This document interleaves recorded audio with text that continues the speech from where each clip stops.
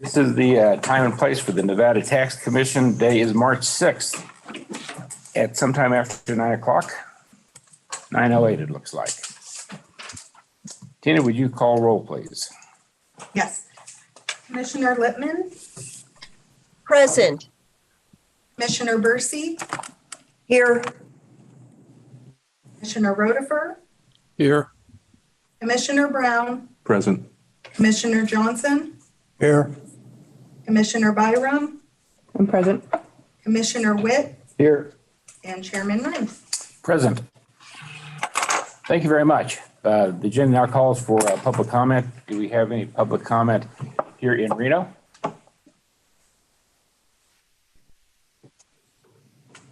Good morning. Good morning. Chairman Wren, Commissioners. For the record, my name is George Ritz. Last name is spelled H-R-I-T-Z, and I'm with the Nevada Taxpayers Association. I want to talk about item 7. You're going to receive a briefing from Director's Views to discuss the Governor Lombardo's Executive Order 2023-003 requiring a comprehensive review of the existing regulations. I'm here to offer the assistance of the Nevada Taxpayers Association, and the association is happy to help. Once a list has been created, I'm more than happy to share it with the members, offer any additional input, thoughts.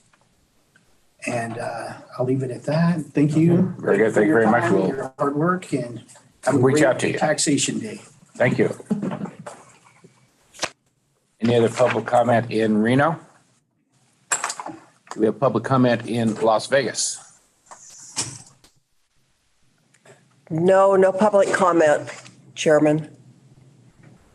Okay, very good. We may need to check on Zoom as well, since we sent out the Zoom info. Is there any public comment on Zoom? And if so, please raise your hand. No public comment. Okay, very good. Director Hughes, could you administer the oath, please? Yes. Today, will you please stand and raise your right hand to take the oath? In Las Vegas as well. For those of you that plan to testify today, do you promise that your testimony during these proceedings will be truthful? If so, say I do. I do. Okay.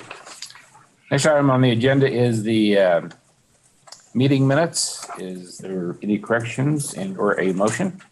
Chairman Rand, I do have, this is Commissioner Byram. I have some minor edits on page 3 under section 4A in the middle of the paragraph.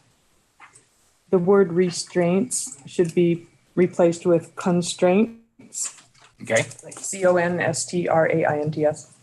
And then it refers to two sets of dates. And since this is property tax, it's a fiscal year. So rather than say 2021 and 2022, it should be 2021/22.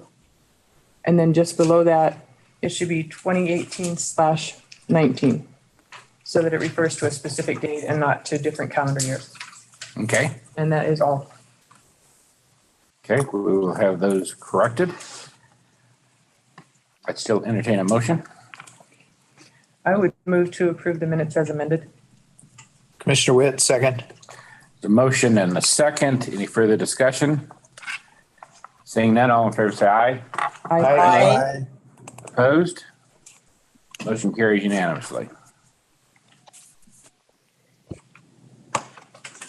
Can we let you do your job? So the first matter on the agenda is agenda item 3, the consent calendar. Very good. Is there any matters that you would like to have pulled? Commissioner Wren, this is Commissioner Brown. I'd like to pull item 3B11. 3B11. Okay, anything else? Mr. Chairman, this is Commissioner Rotifer. Yes, sir. I had a question on 3C1. Okay, we'll pull that so you can answer that question. Anything else?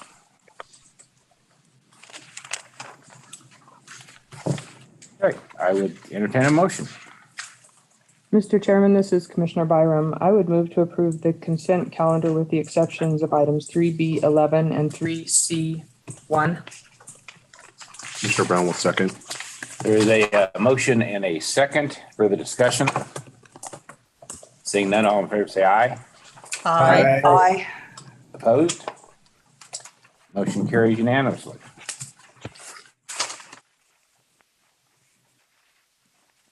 Okay, Commissioner Brown. So thank you, Commissioner Wren. The question I have is for this item, on the letter from the department, it indicates that the sales and use tax disclosed by the taxpayer is $23,998.12. And that's on page 117 of the package. But when you go to page 119 of the package, the taxpayer's letter to the department discloses a taxable amount due of $44,767. So I just didn't really understand what the difference is. And perhaps it's in there and I didn't see it, but. Okay. Do we have Ms. Ebright with us? Is that who that is? Karen Ebright, Revenue I'm sorry, thank Officer you. for the Department of Taxation. Last name is spelled Ebright. For TopCon Medical, so for the most part, when it comes to the VDAs, I'm not really actually dealing with the actual company. I'm dealing with a third party. So the information that the third party is giving me is what we are taking until the actual taxpayer gets all their figures to that third party and then gets everything submitted. So if you're referring to Commissioner Brown, if you're referring to like the figures that they had put on their Nevada business registration application, the difference between the two? No, there's a letter dated October 25th from the third-party consultant, who's True Partners Consulting. Okay. And in that letter, Okay. they say on the first page towards the bottom, it says the company estimates that it's responsible for collecting $44,767 of Nevada sales and use tax from 2018 through 2022. And they give us a breakdown of each year. Correct. Okay, so we'll call that $45,000. Okay. But in the briefing letter to the commission, which is page 117 of the package, it says the department has received a request from the taxpayer for a voluntary disclosure. It says amount disclosed by the taxpayer, sales and use tax of roughly $24,000. Correct. So one place it says they owe us $45,000, and one place it says we're going to get $24,000. Okay. So once again, I'm pretty sure it's when TopCon reached out to the third party, they probably just did an estimate and probably overestimated to be on the safe side, to make sure that everything that they were supposed to be reporting to us was going to be accurate. Once we got the returns, everything that they submitted to us, I went back and checked with the third-party company and they said that was accurate. They had overestimated everything when they wrote their letter to the department originally. Okay, so then the $24,000 is a result of the numbers that are actually filed on the tax return to the Correct. Yes. department. Okay, I'm satisfied. Okay, so that's a 23,998.12 Correct. is what we're approving, correct? Yes. Okay. I would make a motion to approve. Second. Motion and a second. Further discussion? Seeing none, all in favor say aye. Aye. Opposed? Motion carries unanimously. Commissioner Rutherford. Mr. Chairman, I guess it's two questions I have. Probably the first one is for the department on 3C1 Paved Stone LLC, and that is, in reviewing the materials, it appears here that the taxpayers' issues were largely their own creation, and there's some reference that they now have new controls to, I guess, eliminate a reoccurrence of these issues. So first question, is the department satisfied with the new internal controls to prevent a reoccurrence of these non-compliance issues? Is Chris in Vegas? And Hi, good morning, Chairman, Commissioners. Are you able to hear me? Yes. Yes. Okay, for the record, my name is Jan Rankage. I'm audit supervisor for the department. And yes, believe the auditor has, the auditor on that conducted the audit is, does believe that they have controls in place going forward regarding reporting use tax. Okay. And how would you characterize these errors that were made? Are these just careless oversights, negligence? I mean, how would you characterize them?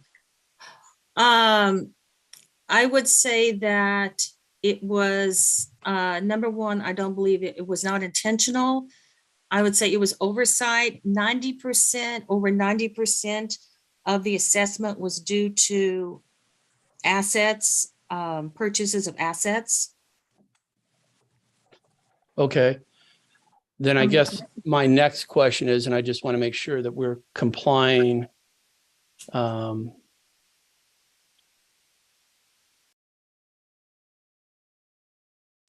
with the statute, which is NRS 360.419 subsection 1, which essentially says that an offer in compromise can occur where the delinquency is the result of circumstances beyond the taxpayer's control or occurred despite the exercise of ordinary care.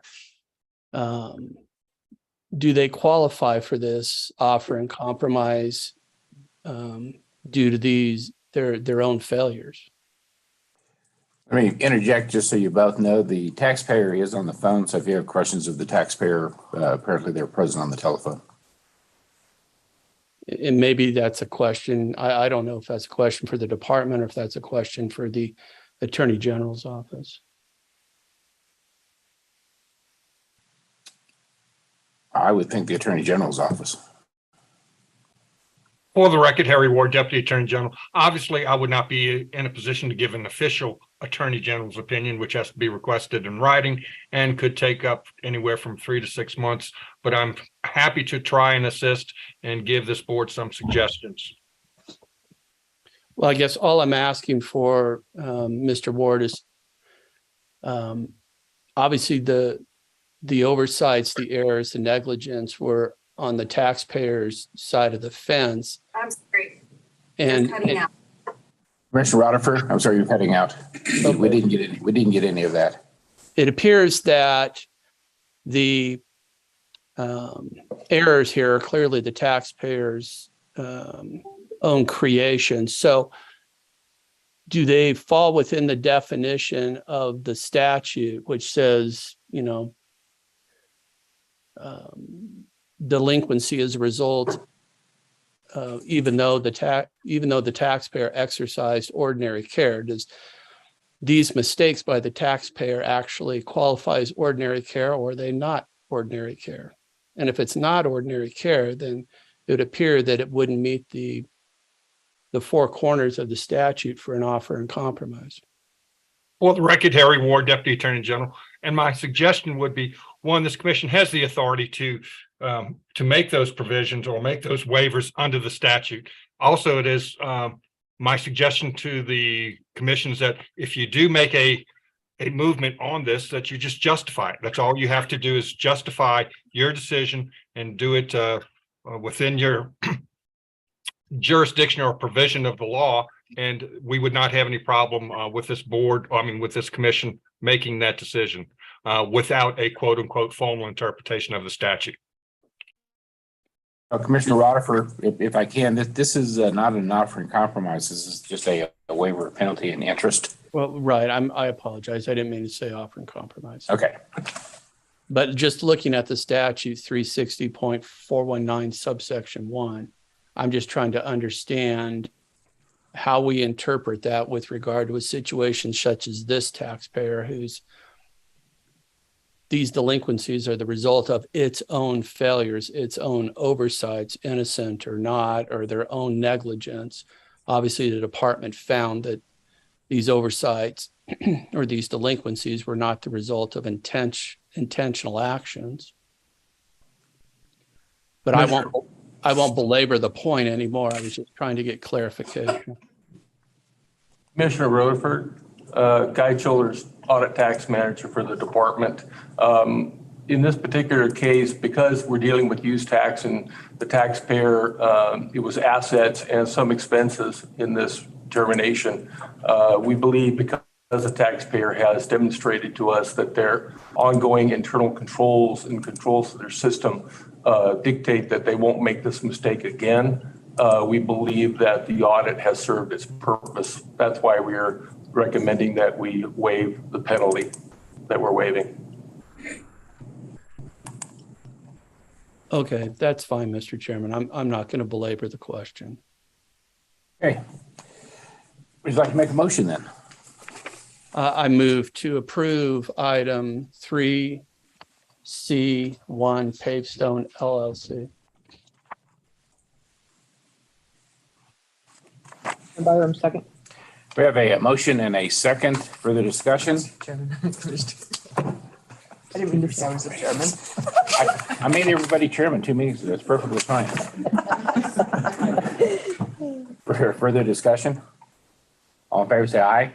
Aye. Aye. Opposed? Motion carries unanimously. Okay, so if we have anybody in the audience or in Las Vegas or on the phone that was under the consent calendar, those have all been approved. And you do not have to say it unless you'd like to. Director Hughes. All right, thank you, Chairman. The next item is agenda item 4, local government service. Item A under this section is discussion and consideration for granting a waiver to remain on guaranteed status for supplemental city county relief tax pursuant to NRS 377.057 subsection 2. And for the department, we have Mary Myers. Good morning. Good morning. For the record, Mary Myers. After reviewing the supplemental city relief tax, Lander County, Pershing County, and White County all have been notified under NRS 377.057.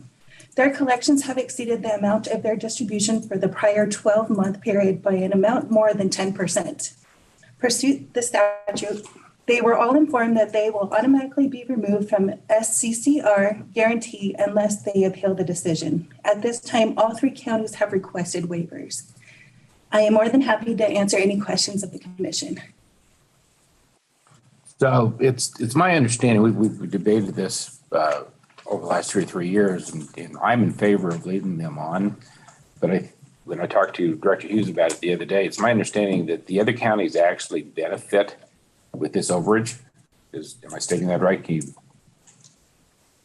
want to explain that? Yes, this is Director Hughes. So when a county is on guaranteed status, if their taxable revenue for the SCCRT is over the guaranteed amount, the amount that's over does get distributed to those non-guaranteed counties. Which makes sense. And, the guarantee is for these smaller counties that have booms and busts. So it just makes sense to me to leave them on as far as I'm concerned. But explain the other side of that. They don't suffer the downturns when there is a downturn. So, sorry, I'm interjecting, but so there's 3 decisions to make, 3 separate decisions to make. There's 2 requirements that they need to do. They need to explain that these are non-recurring taxable sales, or it's normal and sustainable growth. So I think that's important to look at in the letters that they send. To see, are they justifying this? And this happens every year, and we see White Pine working really hard to balance their economy, diversify, and work their way off of unstable revenues so that they can be ongoing and long term. They make a good case and explain in detail why. Lander just says, if you kick us out, we won't be able to get back on, and you've been told that by the Attorney General. And I mean, it's a little frustrating in Pershing County. We've talked about Pershing as well. It's a little bit in between there. But they at least have to make the evidence or provide evidence, or at least a sworn, some sort of a statement that the criteria is met and that there's non-recurring taxable sales there. And they're blaming the mining industry, which is really, really giving them a ton of revenue in Lander County and has done so many, many years. They are doing very well in Lander County. And we've asked them to tell us how they're investing in their future. How are they investing in their infrastructure? What are they doing so that they can then become more sustainable long-term? Would you like to hear from Lander County? I would. Good morning, Commission, and thank you for having us. I apologize that we didn't make it there in person. Here in Lander County, we have, and had I known that that was what you were looking for, I would have forwarded you our current budget and some of the things that we're planning on doing here to further our economy in Lander County and separate ourselves slightly from the mines where we aren't as dependent upon them. We currently have about $50 million budgeted in projects here in Lander County, and that's from infrastructure to a rail park and various other things to continue trying to grow and distance ourselves from that. As you guys know, the gold price is pretty significant.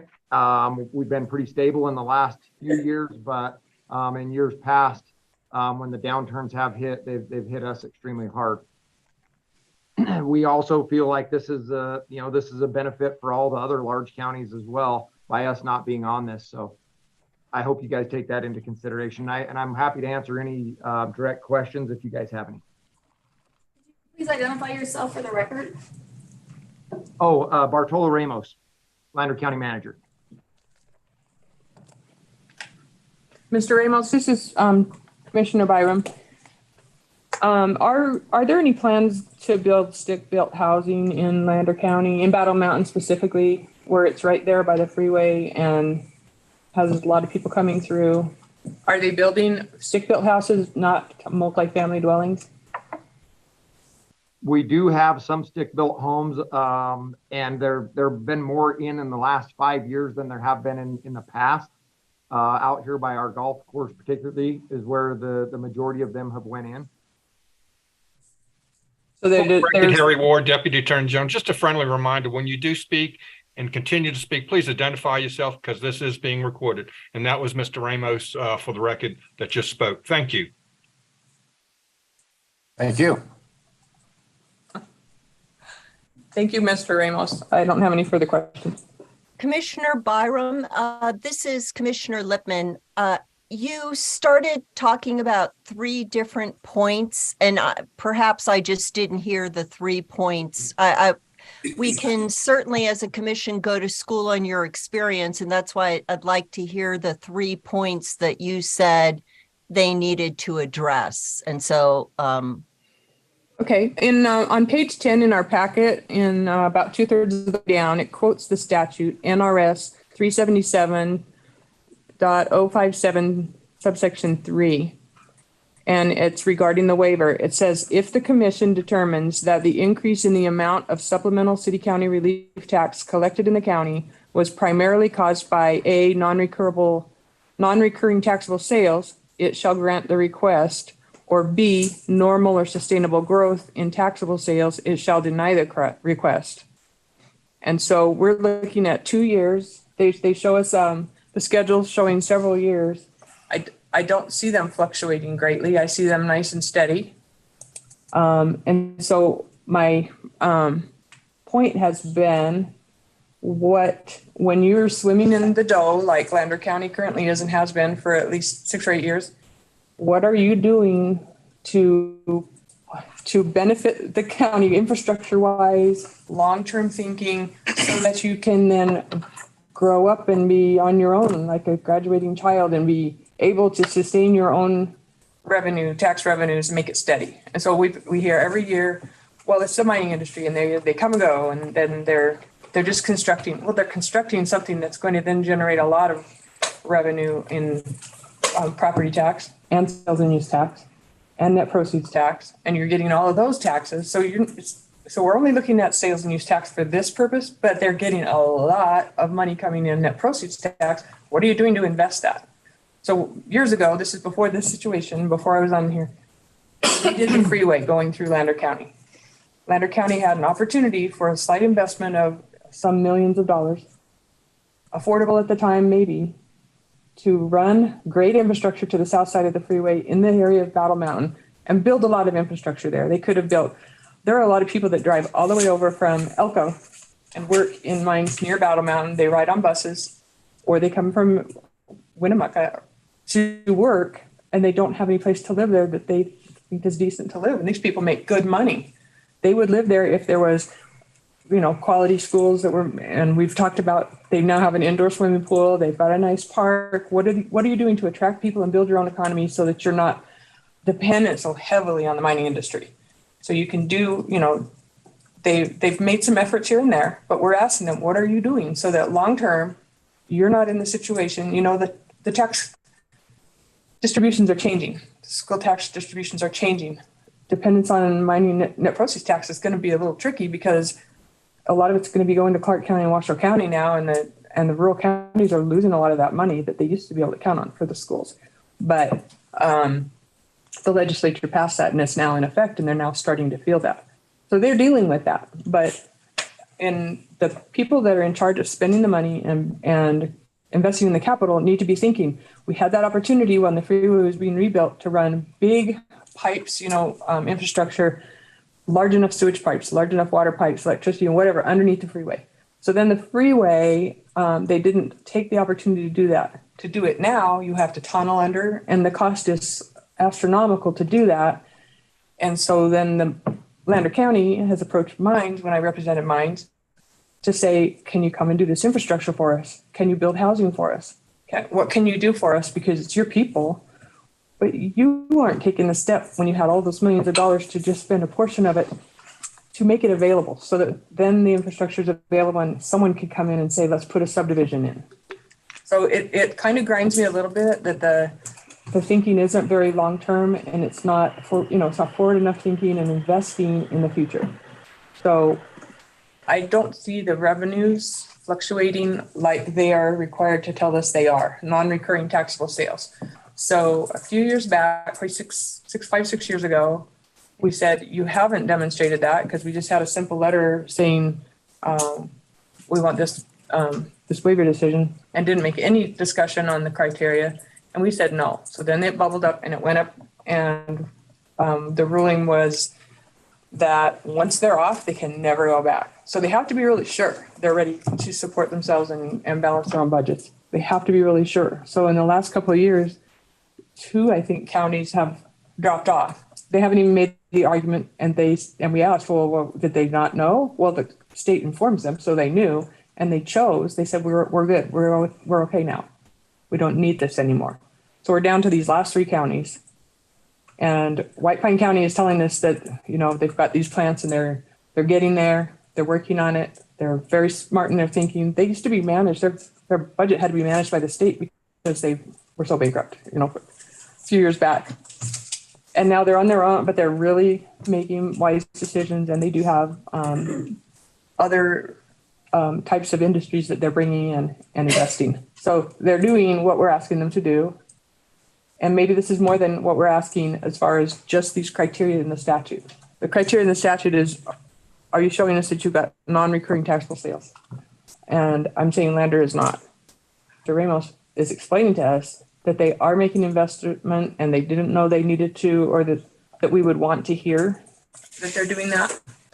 But I, for one, like to hear that they are thinking long-term and making those investments so that they are able to stabilize their revenue and not be dependent on other counties when the time comes, if ever. So that's kind of my thought. And I think he's explained it all right. I would be willing to make a motion on Lander County unless there's further discussion. One further question. What is stick housing? Stick-built housing, different from manufactured housing where they're built in a warehouse and then delivered onto a slab. Stick-built housing is built in place, and they tend to have a higher value. Unless you want to buy a manufactured house, and then they try to convince you that they have more value because they're built in conditions where there's no elements hitting them like snow or excessive heat, and there's no moisture in the contents. But anyway, stick-built housing is what people would prefer, and they would want to live in long-term. And Lander County, Battle Mountain, on the freeway, you can see they've built some apartment complex, multi-family dwellings. Not everybody wants that. And the people that work in the mining industry make in excess of $90,000 a year average. And they want a home and to raise a family and with a good school and with some activities that they can do. And they're just having a struggle getting people to want to live there. And I don't mind because Elko is where I live and well, a lot of people there, and our economy is booming. We're in a little bubble there where things are pretty good. And, but we've got those residents living there. Yeah, but you also have to, this is Chairman Run, you have to take into effect, they don't have the infrastructure. They don't have the schools, they don't have the stores, they don't have the churches, they don't have all the other things that are going to bring stick-built housing to that county to attract the people. You just can't build a house and then have them expect they're going to drive to Elko or Winnemucca to do the major stuff. So, I mean, I agree with you, but I don't think, it'd be interesting to have the statistics for Lander County of actual building permits. He said there's a few around the golf course. I bet it's a handful. I bet it's very few. So, okay. Bartolo Ramos for the record again. Commissioner, I'd like to also point out a few other things that we've done here in Lander County over the last 3 years. We've put in over 8 miles of water main line, with a few of them crossing under the freeway. We have, I don't have an exact amount for you, but miles of paved road along new property fronts that are not built on yet. We're trying to shrink our floodplain by building a bigger levee that would include a lot of this ground. When you drive through Lander County, it appears that there's a lot of buildable ground that's not built on, but it is within the floodplain. So them are some things that I'd also like you to maybe take into consideration. Commissioner Byram, that's the kind of information we like to hear when we're looking at this decision, and it's an annual decision we need to make every March. And if you're going to continue on this, I would encourage you to present that type of information. And also the criteria in the statute is that you have non-recurring sales. So we need to know what the reason for that is. A temporary construction project or a temporary thing happened that's not going to continue happening that made you into this situation where you've got excess revenues. But absolutely love to hear about the infrastructure being built there.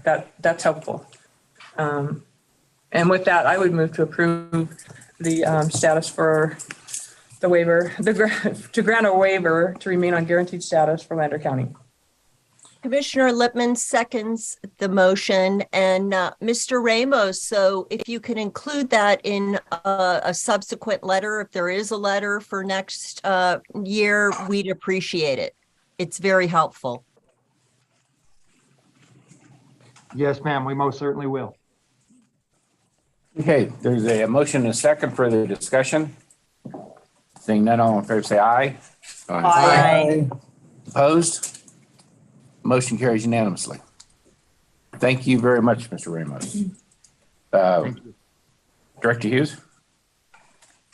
You have A2, Pershing County, and A3, Okay. White Pine County. And actually, I thought we took them all together. So should we take 2 and 3 together? Do we have any further discussion? Do we have any discussions from Pershing County or White Pine County? We have a representative, Kathy Worthman from White Pine County on Zoom. Hi, for the record, this is James Beecher, White Pine County District Attorney. With me also is Kathy Workman, the White Pine County Chief Financial Officer. And we're here today appearing via Zoom to request a waiver to stay in guaranteed status. As you can see from our letter, we do believe that these are non-recurring taxable sales that have been happening recently. As you know, we also have a similar mining issue where a lot of our taxable sales come directly from the mine and are at the whim of copper prices. If you look back, I remember in 2016, copper prices went down and we were still had more collections than distribution in that year. This is 2016, but it did drop. And the reason why that dropped, but still had us over was because the mining industry, while the copper prices were down, didn't have to contract to the point where it really affected their ongoing operations. But it is an example of copper prices going down and us seeing an immediate dip in the taxable collections. On top of that, we do have the courthouse that was built over the period of several years. That would cost $34 million, was a one-time expense. That was finished in October of 2021. However, in that subsequent year of 2022, there were a lot of expenditures on that courthouse for different renovations that we didn't know we needed at the time. You know, once you occupy a building, all of a sudden the generator wasn't hooked up to, for example, the sheriff's office main building, which created problems. So we had to rework that. Taxable sales were spent on those kinds of renovations. We've also had to go, part of the courthouse building was also a jail expansion, and we had a situation where the fire system was charged with water, and if an inmate would break off a sprinkler, it would flood the whole jail. So we had to change the whole system to an air charge system, which cost in excess of $100,000 to change that over. It was just one of those things that just was overlooked in the design process, but was attributable to non-recurring taxable sales. We are trying to diversify our economy. We have R Plus Energy as a pump storage project. The problem with that is that it's in its infancy. Right now, it has the water rights it needs from the county. We're looking for approval from the state engineer so they can move forward with that project. Once they move forward with that project, that's going to be huge for this county. There's and this is not directly related, but tangentially related. That property tax on those that pump project is supposed to be projected to be in excess of several $1 million per year. In addition to that, we have a hemp farm that is trying to get licensing to grow actual cannabis from the that appropriate board. That's kind of a slow process, not anybody's fault. It's just, this is kind of new to everybody as far as this regulation and development of cannabis. So that hemp farm is looking to kind of pivot their business, and we definitely expand our tax base in the future. In addition to that, we have been trying to develop our housing.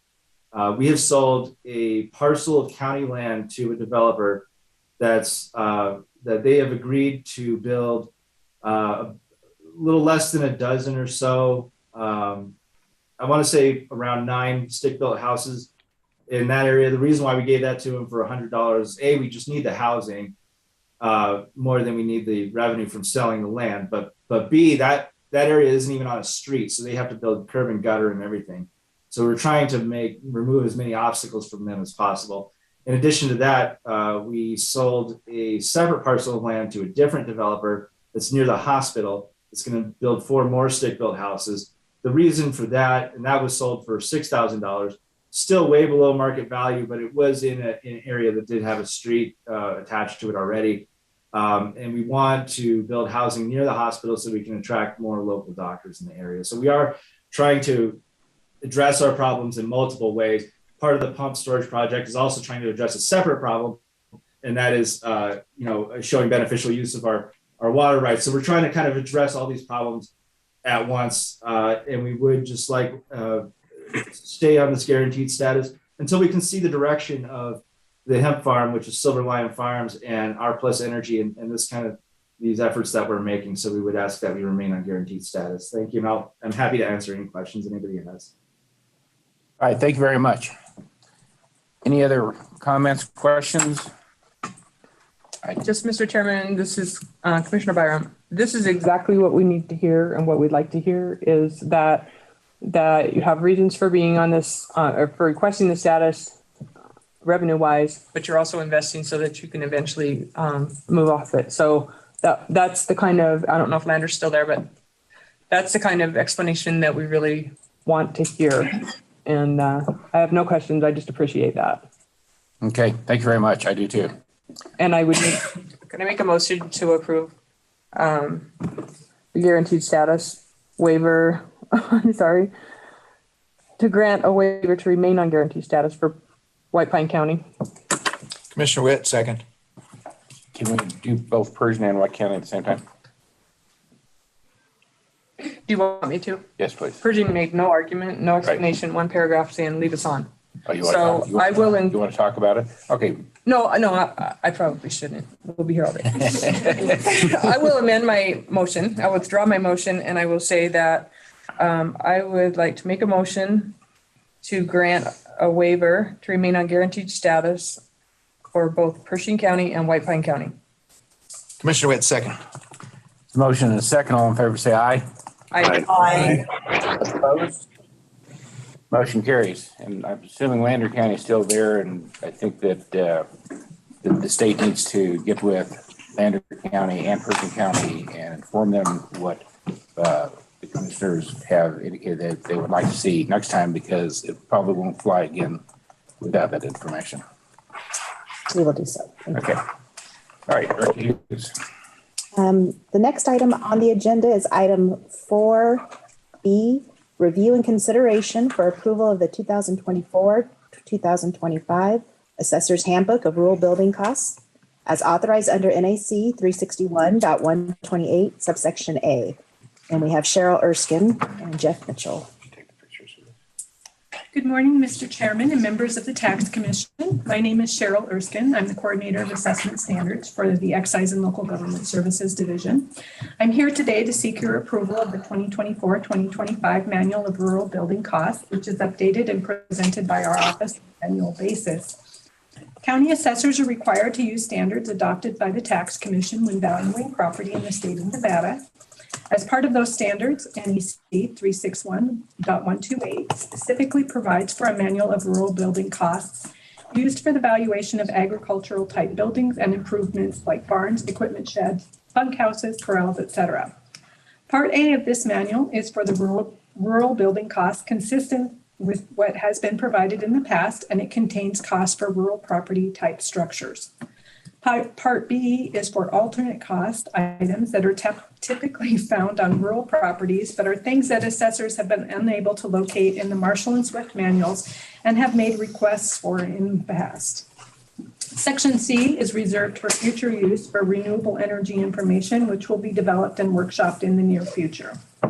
Section D of this manual was added this year to provide this board with information on requests to use alternate costs by the county assessors and the approvals of those requests as required by NAC 361.128, paragraph 4. Most costs in this manual are derived from the current Marshall and Swift commercial manual. For items not listed in the Marshall and Swift commercial manual, costs are obtained from internet websites by using a competitive shopping method from at least 3 separate vendors. Carson City, Esmeralda, Eureka, and Humboldt counties were given the opportunity to review the manual this year. No issues were identified. Local government services analyzed the costs in comparison to last year and noted an average of 13 to 17% change, which is similar to the increase in the consumer price index seen in other reports this year. We request approval of the manual of rural building costs as presented. Or any questions you may have. Thank you very much. Do we have any questions? Mr. Chairman, no question, but I'd just like to disclose my employer is AT&T, and in the manual, telecom equipment is outlined on page 98 through 100. It doesn't affect my employer any different than any other provider. Okay, perfect. No, it doesn't. This is Commissioner Witt. I looked at the manual and it was compliments on the work that's done. We even have electric charge stations for future electric tractors. So with that, I'd make a motion to approve the 2024-2025 Assessor's Handbook of Rural Building Costs. Mr. Chairman, may I make a comment or ask a question? Can you make a second and then do that? I'll second that motion. Okay, go ahead. Okay. So I noticed in the book all the new types of power plants. There's photovoltaic, whatever, PV, solar, and a lot of them cropping up, and then the counties having to do cost approach because it's not covered in Marshall Swift. But that's kind of the way the economy is going. So has Marshall and Swift said anything about how they may put that in the manual going forward? Or, I mean, you do power plants that are centrally assessed, so you know, but then the value is like per line mile distribution and that. It just seems that if it becomes a lot and we're depending on a lot of counties to have expertise in something odd, or just use the cost approach and wing it, and maybe if there's an income argument, it'll come to you. But like mining, does it make sense to eventually, if Marshall and Swift isn't going to do anything, to have a, solar or new, PV power plant expert at the state level that kind of can assist and advise? Or what's the best way going forward if that's going to become a big deal, which it probably is? Thank you. Jeff Mitchell for the record. Great question. And we're trying to address that currently. Section C in this manual, we've reserved for our renewable energy costs.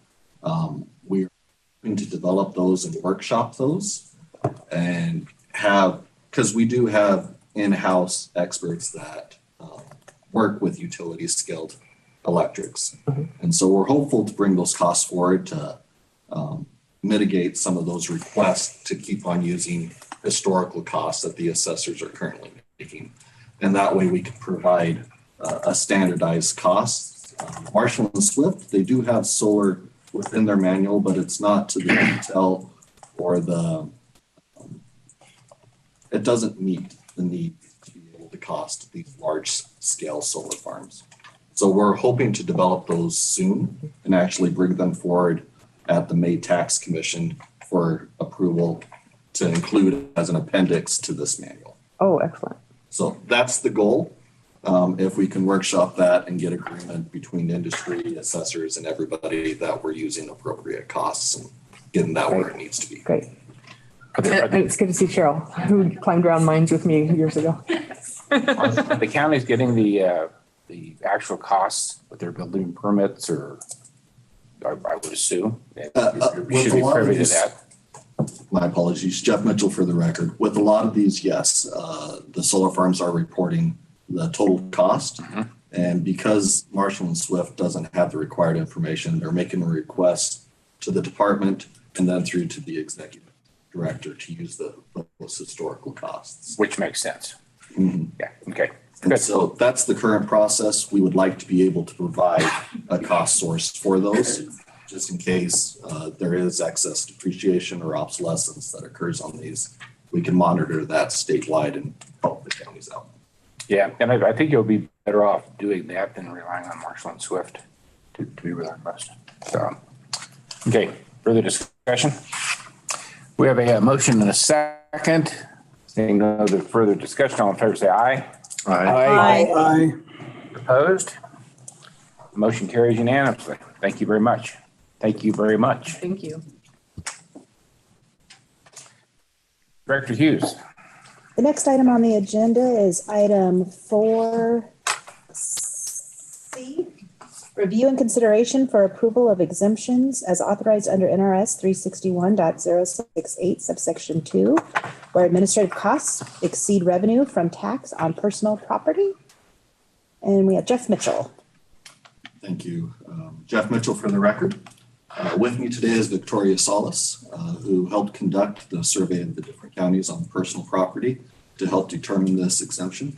And with your permission, I'd like her to kind of walk through the process and the recommendation. Absolutely. Good morning, Mr. Chairman and member of the commission. I'm Victoria Salas for the record. As I appear before you today, I ask for approval of the amount of personal property to be exempt, which is lower than the costs associated with collecting taxes. Pursuant to NRS 361.068, subsection 2, personal property may be exempt from taxation if the taxes are less than the cost of collecting those taxes. Every year, we survey all the counties to determine the threshold amount. There's quite a variation in the range. This range varies greatly depending on the number of accounts and methodology used to develop the bills. Furthermore, the mean and the median have increased from the previous year. With this, it is wise and prudent to recommend a value of $10, which is consistent with last year's exemption and reflects a good average across the counties. Results and synopsis of the survey are included in your packet. If there are any questions, please let me know. Very good. Could you spell your last name for me, please? Yes, Salas, Salas. Okay, very good. Questions?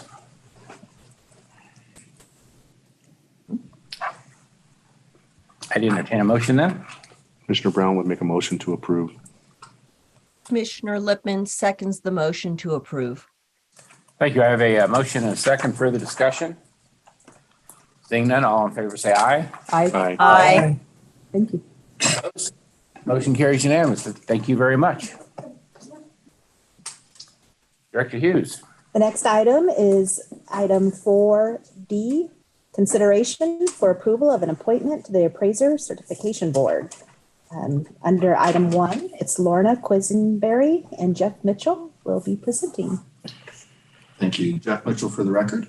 Under NRS 361.221 sub 2, the Appraiser Certification Board, which approves continuing education for the state of Nevada, as well as other matters, consists of 6 members, 3 of which are chosen by the Assessors Association, and 3 of which are appointed by the Nevada Tax Commission.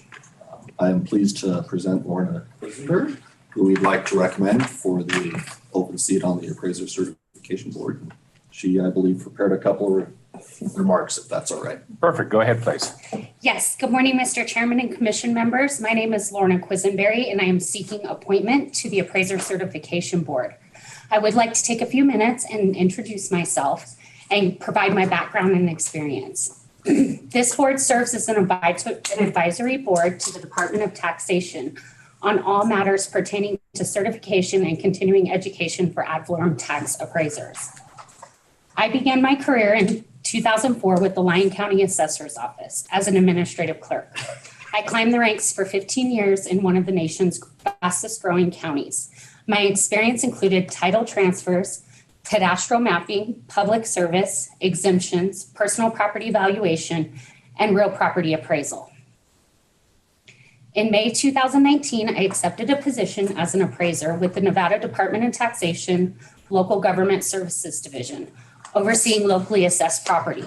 As a dual certified appraiser, real and personal property appraiser in the state of Nevada, I am continuously completing education programs to maintain my certifications and keep me up to date with ever-changing policy and regulations.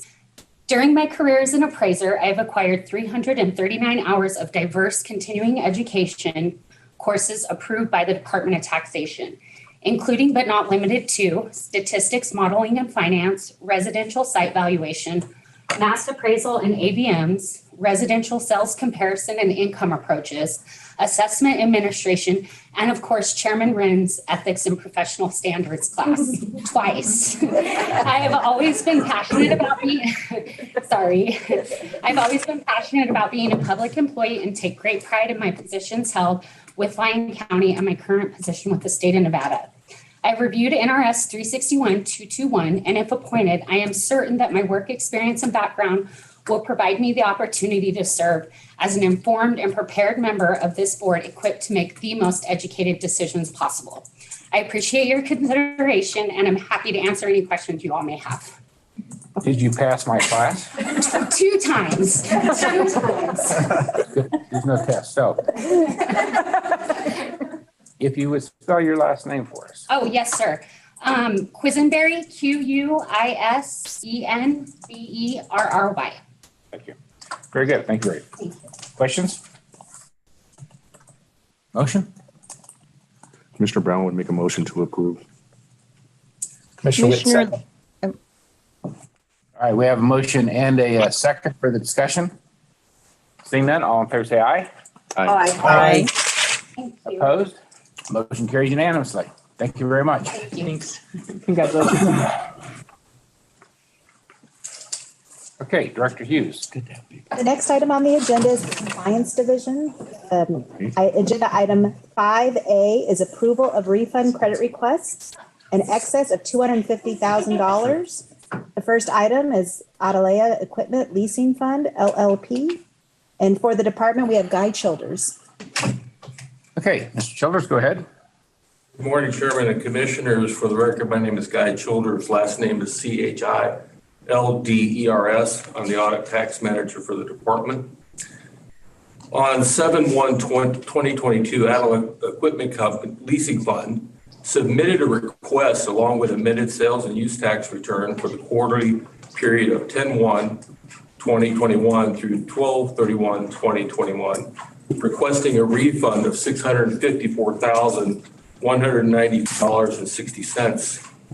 The reason for the request was that the taxpayer used the certificate of insurance location and inadvertently reported the sales tax to the state of Nevada for leased equipment, which were located and leased in a state outside of Nevada. That state is California. Sales tax was remitted to Nevada. The department reviewed the request, and it was concluded that the taxpayer has no nexus in Nevada. None of the equipment were in this state. As such, the taxpayer was not required to report sales tax on the equipment to the department. Since the request was filed timely, and the department is recommending the approval of the credit in the amount of $654,192.60. However, the error of reporting sales tax to the department was due to carelessness on the part of the taxpayer, and as such, the department is disallowing the interest pursuant to NRS 372-665. I'm happy to answer any questions. Thank you very much, Mr. Childers. Any questions?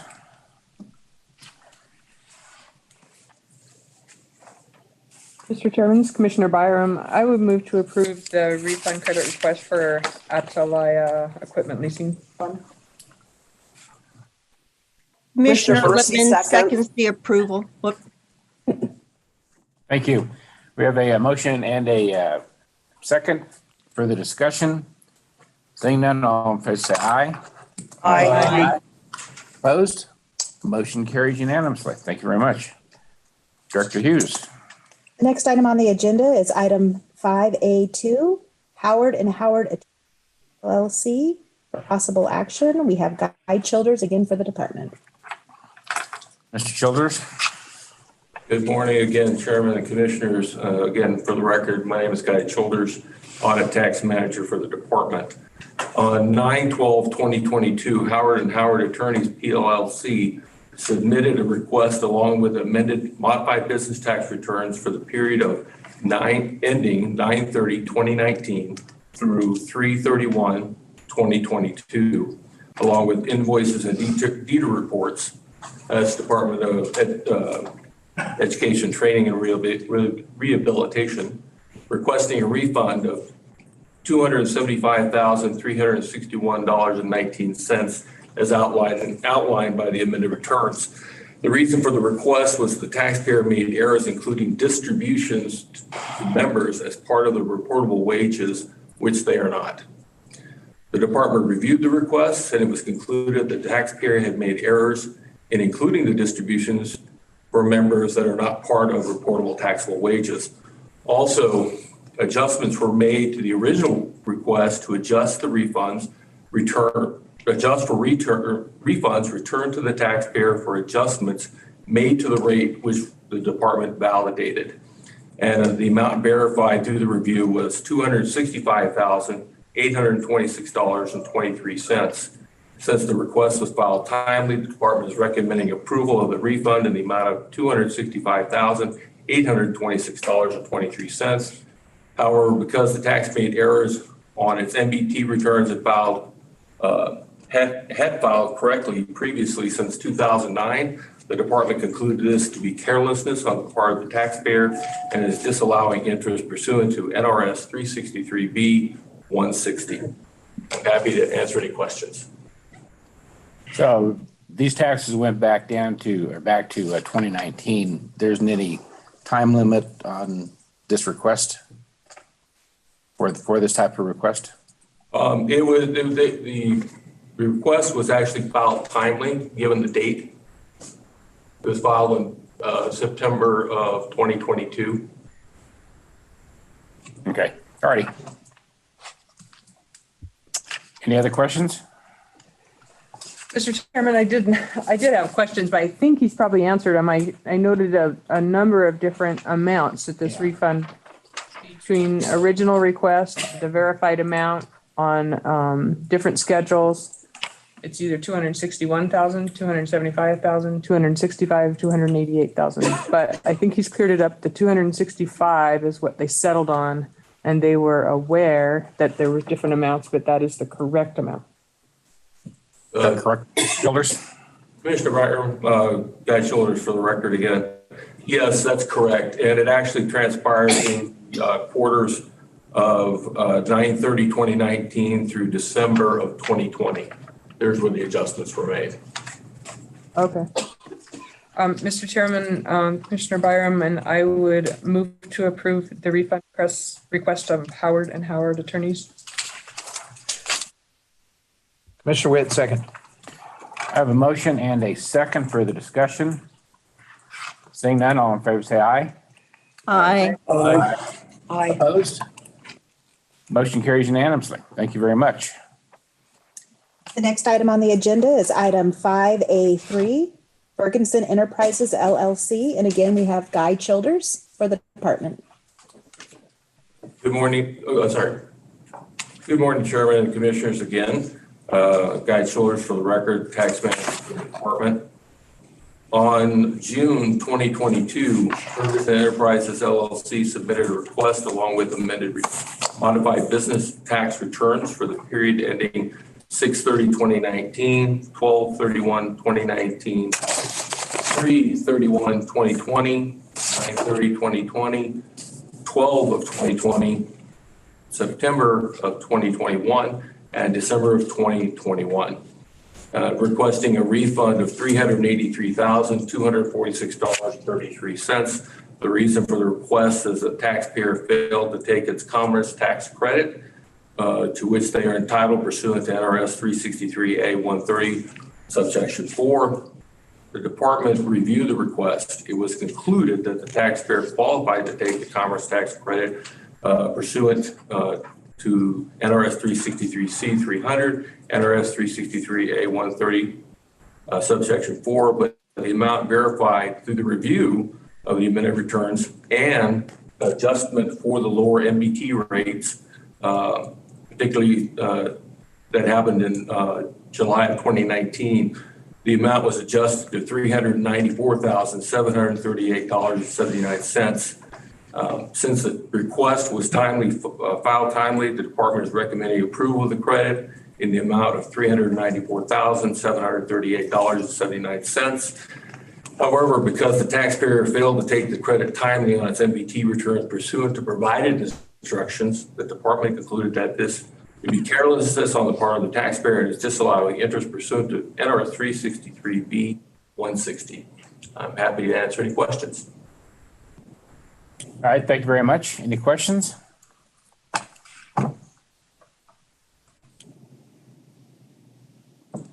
Motion? Commissioner Witt, move to approve. Commissioner Rutherford seconds. Thank you very much. I have a motion and a second for the discussion. Seeing none, all in favor say aye. Aye. Aye. Opposed? Motion carries unanimously. Thank you very much, Mr. Childers. Director Hughes. The next item on the agenda is agenda item 5B1. This is a taxpayer's appeal of administrative law judge's decision pursuant to NRS 360.245 and NAC 360.175. Item number 1 is Ryan S.K. DBA Mobile Auto Cares.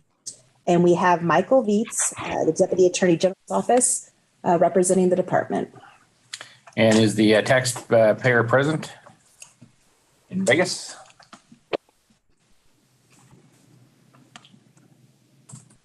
Mr. Chairman, this is Guy Childers, Tax Manager Department. No, the taxpayer does not appear to be present. Oh, this is the taxpayer's appeal. I don't believe the taxpayer is on Zoom, but let me ask. If the taxpayer is on Zoom, please raise your hand. And I don't see that they are. Okay. Like I said, it's the taxpayer's appeal, and if they're not here to ask us anything, I would entertain a motion. Commissioner Brown, I would make a motion to deny the taxpayer's appeal. Commissioner Witt, second. I have a motion and a second. Further discussion? Mr. Chairman, I would like, Commissioner Lippman, I would like to know, did we expect the taxpayer to, was the taxpayer responsive to communication? Did we feel like we adequately informed the taxpayer? The record seems to indicate that, but did we have any conversation with the taxpayer about attending the session? Yes, I had a meeting with Director Hughes on Friday, and she indicated on Friday that they were anticipating the taxpayer to be in Las Vegas today and had made arrangements for him to be there. So,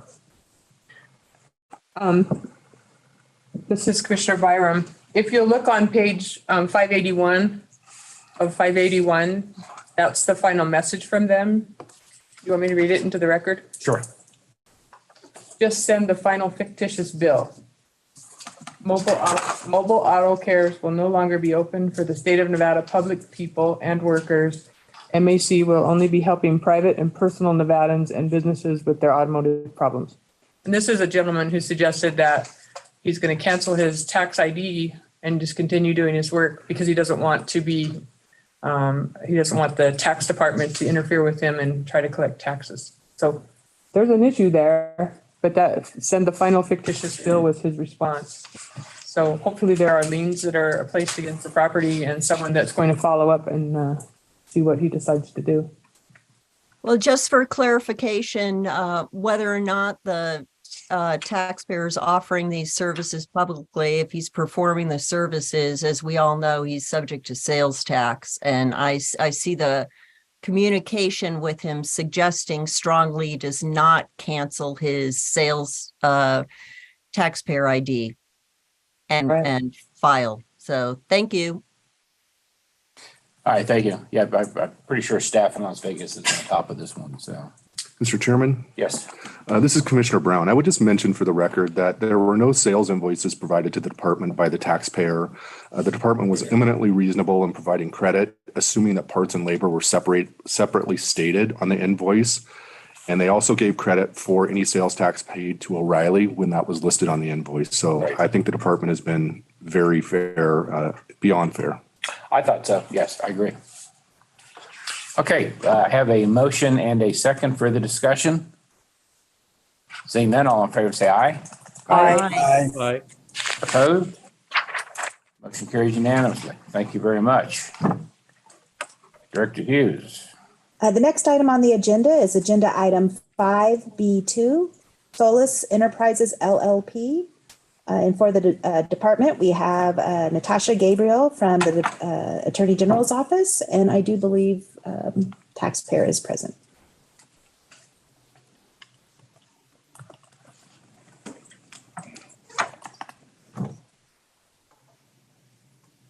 Good morning, members of the commission. My name is Jeff Barr, B-A-R-R, of the law firm of Armstrong Teasdale. And with me is my partner, Ashcraft.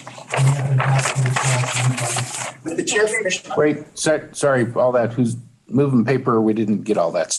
Would you start over, please, sir? You bet. My name is Jeff Barr, B-A-R-R, for the record. I'm of the law firm of Armstrong Teasdale on behalf of the taxpayer Solus Enterprises.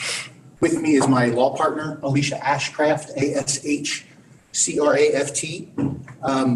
With the chair's permission, I'd like to sit down because of the camera angles, if that's okay. Absolutely. Thank you, sir.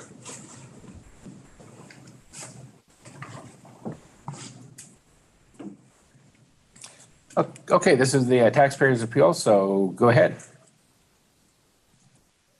This matter has been thoroughly briefed. I'd like to thank the department for their professionalism. I'd also like to thank the AG's office. Ms. Gabriel's been a pleasure to work with. But because it's been thoroughly briefed, I'm going to be very, very short. I have 3 points to make. The first point is I want to discuss cannabis processing in light of the legislature's wholesale marijuana tax policy. Next, I want to address what has happened here. And then I want to address how the auditor and then the administrative law judge made their mistakes. Now, with regard to cannabis processing, and I apologize if this is going to seem a bit pedantic, but I would like to make a bit of a record here. As we all know, cannabis is an agricultural product, and it's got a central stem with leaves coming off of the stem, and then there's flowers and bud, also called bud. Like all living things, the cannabis plant is made up of a good deal of water, maybe upwards of 80% water. Once the plant is mature, the cultivator cuts the main stem and then weighs it. That's called whole wet plant. The cut plant is then taken apart, and the cultivator separates the dried bud. And then other usable parts of the plant are called trim, and those are separated and dried as well. Finally, anything that is not usable, sticks, stems, etc., is called waste. Bud, as we know, is the most valuable portion of the plant, and the state taxes it at the highest fair market value, so thus the highest tax rate. Trim is the next most economically valuable portion of the plant, and the state taxes it at a subsequently lower tax rate. Whole wet plant is the least valuable of all of these different categories, and it's taxed at even lower rate. Finally, waste, sticks, stems, etc., has no economic value at all, and it is not taxed at all. The legislature understood that it was necessary to process, and I put that in scare quotes, a cannabis plant to get to the higher valued agricultural product. And before the repeal of the statute at issue here, and that statute has been repealed, so as an aside, I don't think that this is ever likely to come up before this commission again. What did the legislature mean by the word process? And under NRS 453D, 1.03016, subsection 16, it's a very specific definition. The statute required the cultivator to harvest, to dry, to cure, and separate parts of the marijuana plant.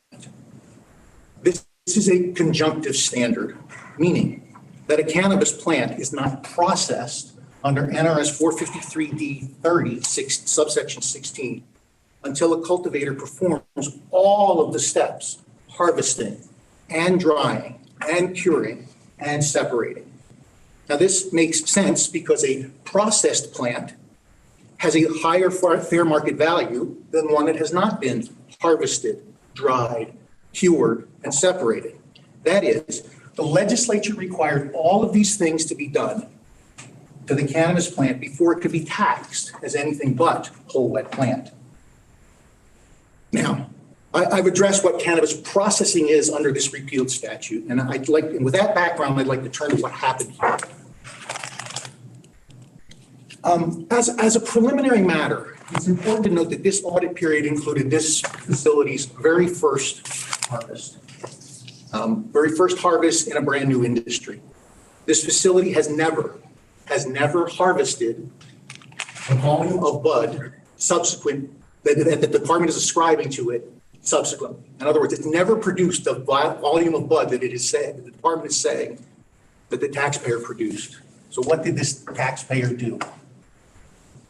Solace cut the plant. It then removed the central stalk, the stem, and discarded it. It flash froze all the other portions of the plant. So the central issue before this body is this: does the bag containing every part of the cannabis plant, except a stem, more resemble a whole wet plant or a dried, cured, and processed bud? Let me repeat that. Under the definition provided by the legislature of processed, which requires harvesting, drying, curing, and separating, is a cannabis plant that is simply devoid of a stem subject to a higher fair market value or wholesale marijuana tax. Thus, we get to how the auditor and the administrative law judge erred. Obviously, we disagree with their findings. Even though the plant was not dried or cured, the department Solace's cannabis was processed and thus subject to the higher fair market value and thus a higher excise tax. This means that the department is not only taxing non-taxable waste, it is taxing the plant's non-taxable water. I'll repeat that a little different way, but the department's interpretation of NRS 453D 03016 contradicts the legislature's intent of taxing only the most economically valuable portions of the plant because it taxes waste and water. The department's position, in a word, is over-inclusive and not consistent with the legislature's mandate and the plain language of NRS 453D.030 subsection 16. So what should the auditor have done? The auditor should have categorized the flash frozen, try and say that 10 times fast, the flash frozen plant as whole wet plant. That's what Solace is asking the commission to do today, is to remand this case to the ALJ with instructions to remand to the auditor to recalculate any deficiency without the higher recategorization. As I said in my opening remarks, I'm going to rely mostly on my briefs. I'll answer on the briefing here, I'll answer any questions. And if there are no questions, I'll submit and reserve the rest of my time for rebuttal. All right, thank you very much. Any questions?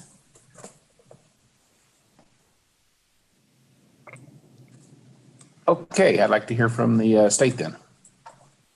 Thank you, Chairman. Natasha Gabriel on behalf of department.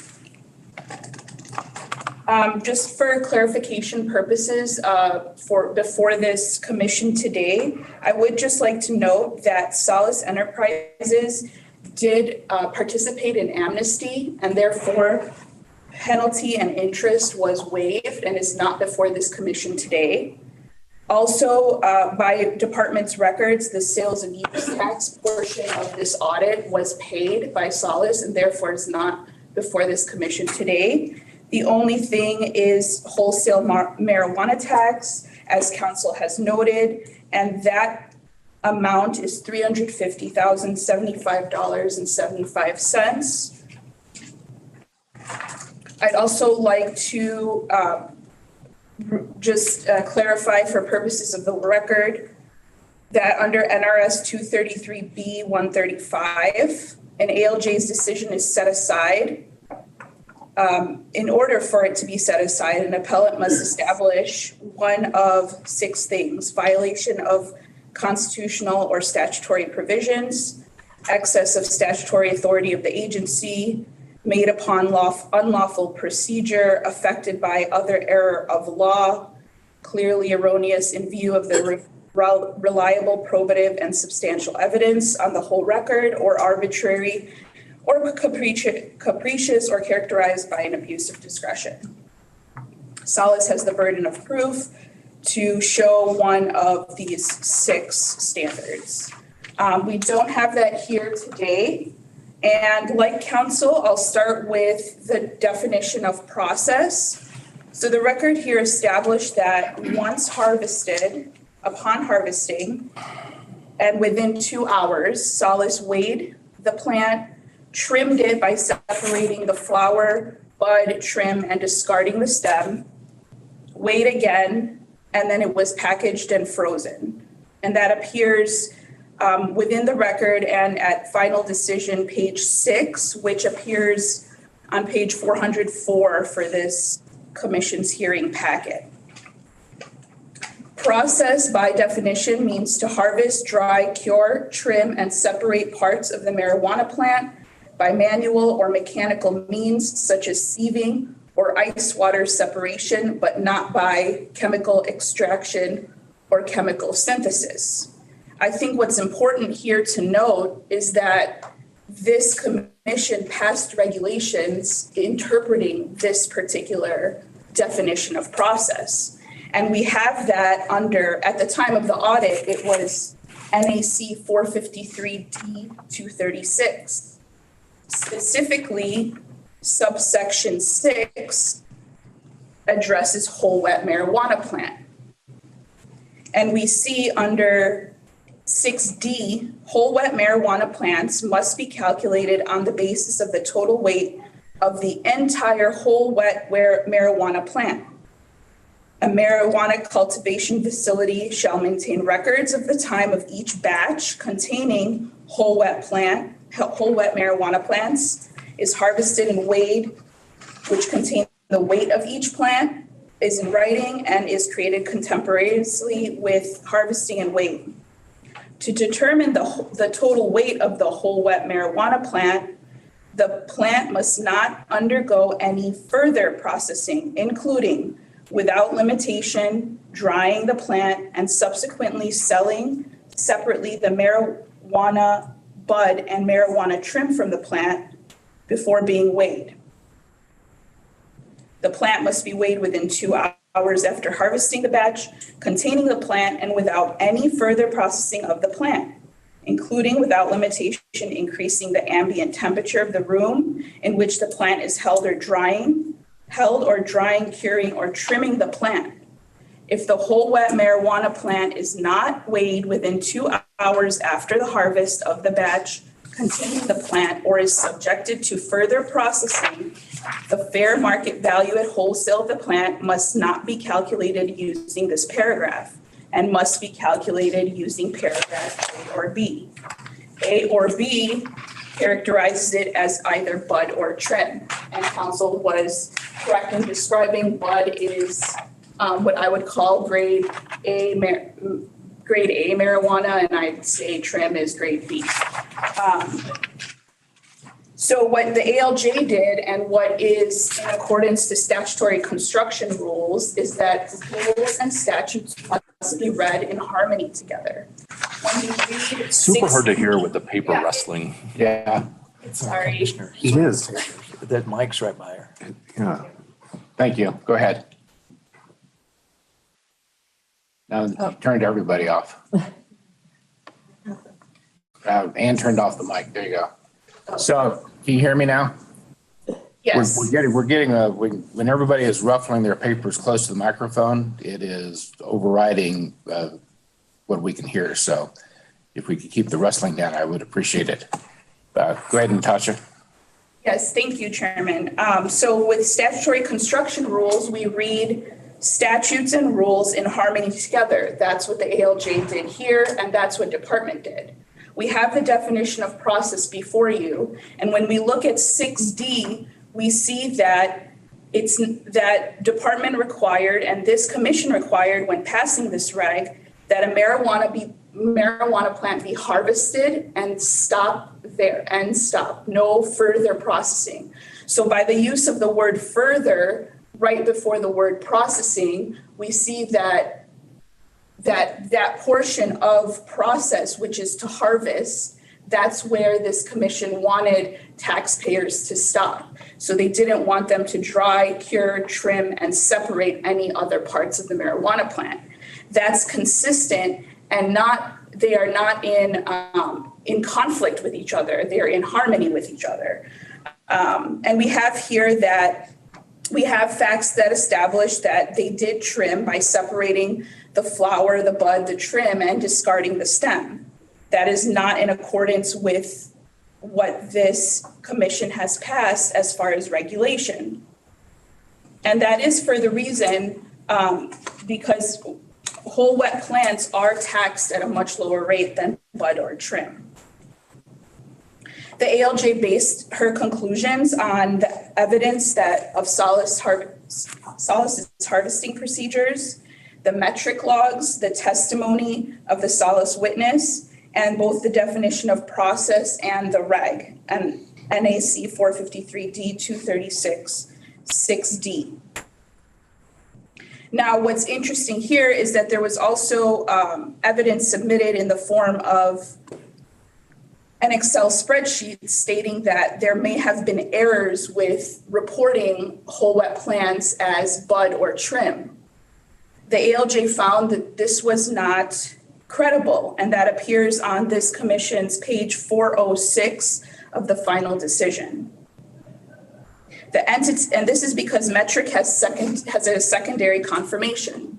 So when a cannabis establishment transfers marijuana, the establishment that is receiving the marijuana must confirm in Metric that the state of the marijuana as it as it was transferred to them.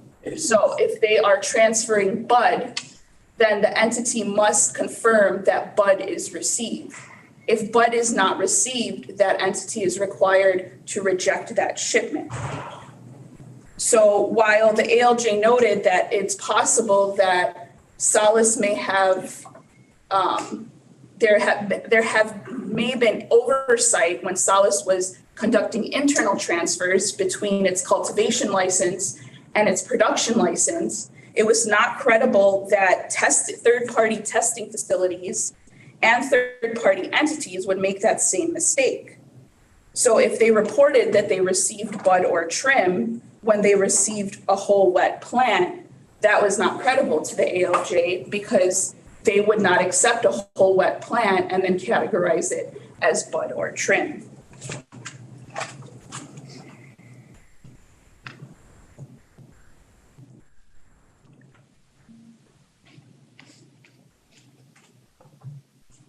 As the ALJ also noted, if the cultivators were to complete all of the steps that are located in the definition of process, then it would essentially prohibit establishments from transferring whole wet plants at all, which is again against statutory construction.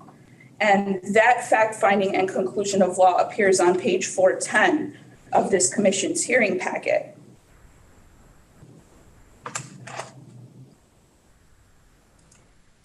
The regulation here, as well as the definition of process, is clear, and it's for this commission to note that these regulations and these statutes were created and were drafted for the purpose of a specialized industry like marijuana. It's an economic regulation, and it also should be noted that Solace never inquired with department as to their whole wet plant or their harvesting procedures and whether that fell within this commission's regulation under NAC 453D. And I believe that is all I have based on what council has argued, and I'm open for any questions this commission may have. All right, thank you very much. Any questions?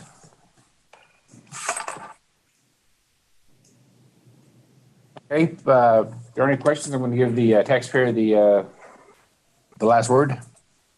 Thank you, Mr. Chair. The facts in this case are really not in dispute. It's really an interpretation of law at this point. This was the first harvest in a pretty new industry, and we know that this commission put together thoughtful regulations. We do know that. We're aware of that. But it does not, thoughtful regulations cannot trump a statute. And that's what the department is arguing that this commission should do.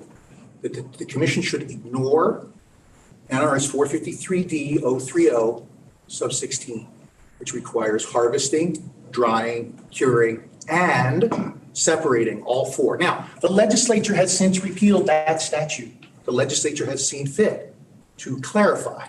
But for this particular tax period, this particular taxpayer, at this particular time, the very first harvest in a brand new industry, NRS 453D 030 governs, not NEC 453D 263.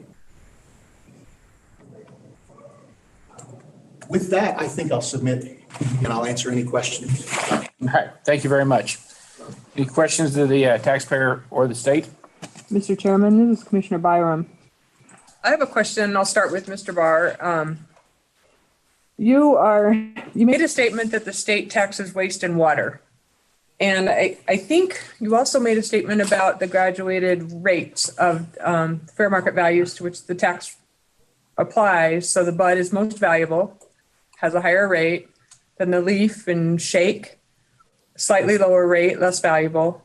Whole wet plant is even less valuable. So when you place a fair market value on a whole wet plant, you've got the bud as a component, the leaf and shake as a component, the stem as a component, and the moisture content as a component.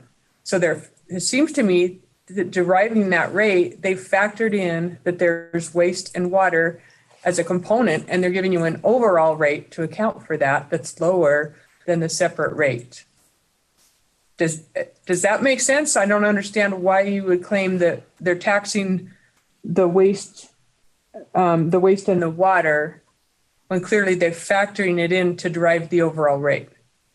I'm not challenging the rates, and I'm not challenging, what I'm suggesting is because, so remember, Solace took away the stem. They flash froze everything else, the trim, the bud, the leaves, the other stems, right? Together, all together. That is more akin to whole plant than it is to bud, which is dried, cured, harvested, and separated. So that when you tax bud, you are taxing, or trim, you are taxing a product that does not include waste, that does not include water. When you are taxing whole wet plant, certainly you are accounting for that, and that's why there's a lower fair market value. So that's the error that the auditor did here. Instead of categorizing the plant as whole wet plant and taxing accordingly, determining a fair market value accordingly, the auditor instead said, no. We're going to shove it all into bud.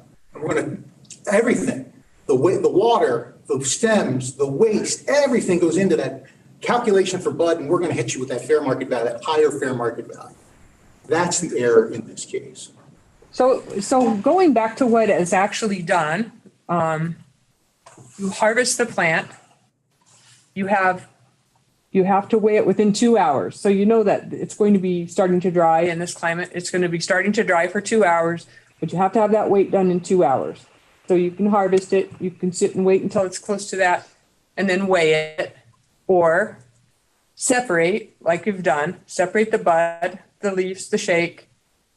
But if you were going to then weigh it at 2 hours, you need to leave the stem and the waste in there, or you don't, that overall lower rate doesn't apply. The whole wet plant rate wouldn't apply because you're giving yourself an advantage by throwing away heavy stems and so forth. And then you're trying to take advantage of a rate that shouldn't apply to that. And then the auditor has to come up with a rate for something. And I'm not saying that's correct either. I'm just trying to understand how this is processed. I'm not really familiar with it, but it seems to me like they've derived fair rates. That should include the whole plant.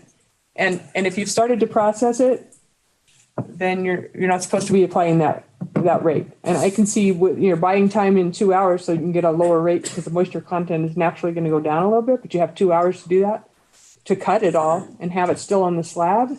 Maybe that same rate could have been acceptable, but that isn't what was done, correct? You threw away the stems and then weighed it. And so it's outside of that. And so that's one thing I'm having an issue with. And the other thing I have an issue with, I think, is a question for the state.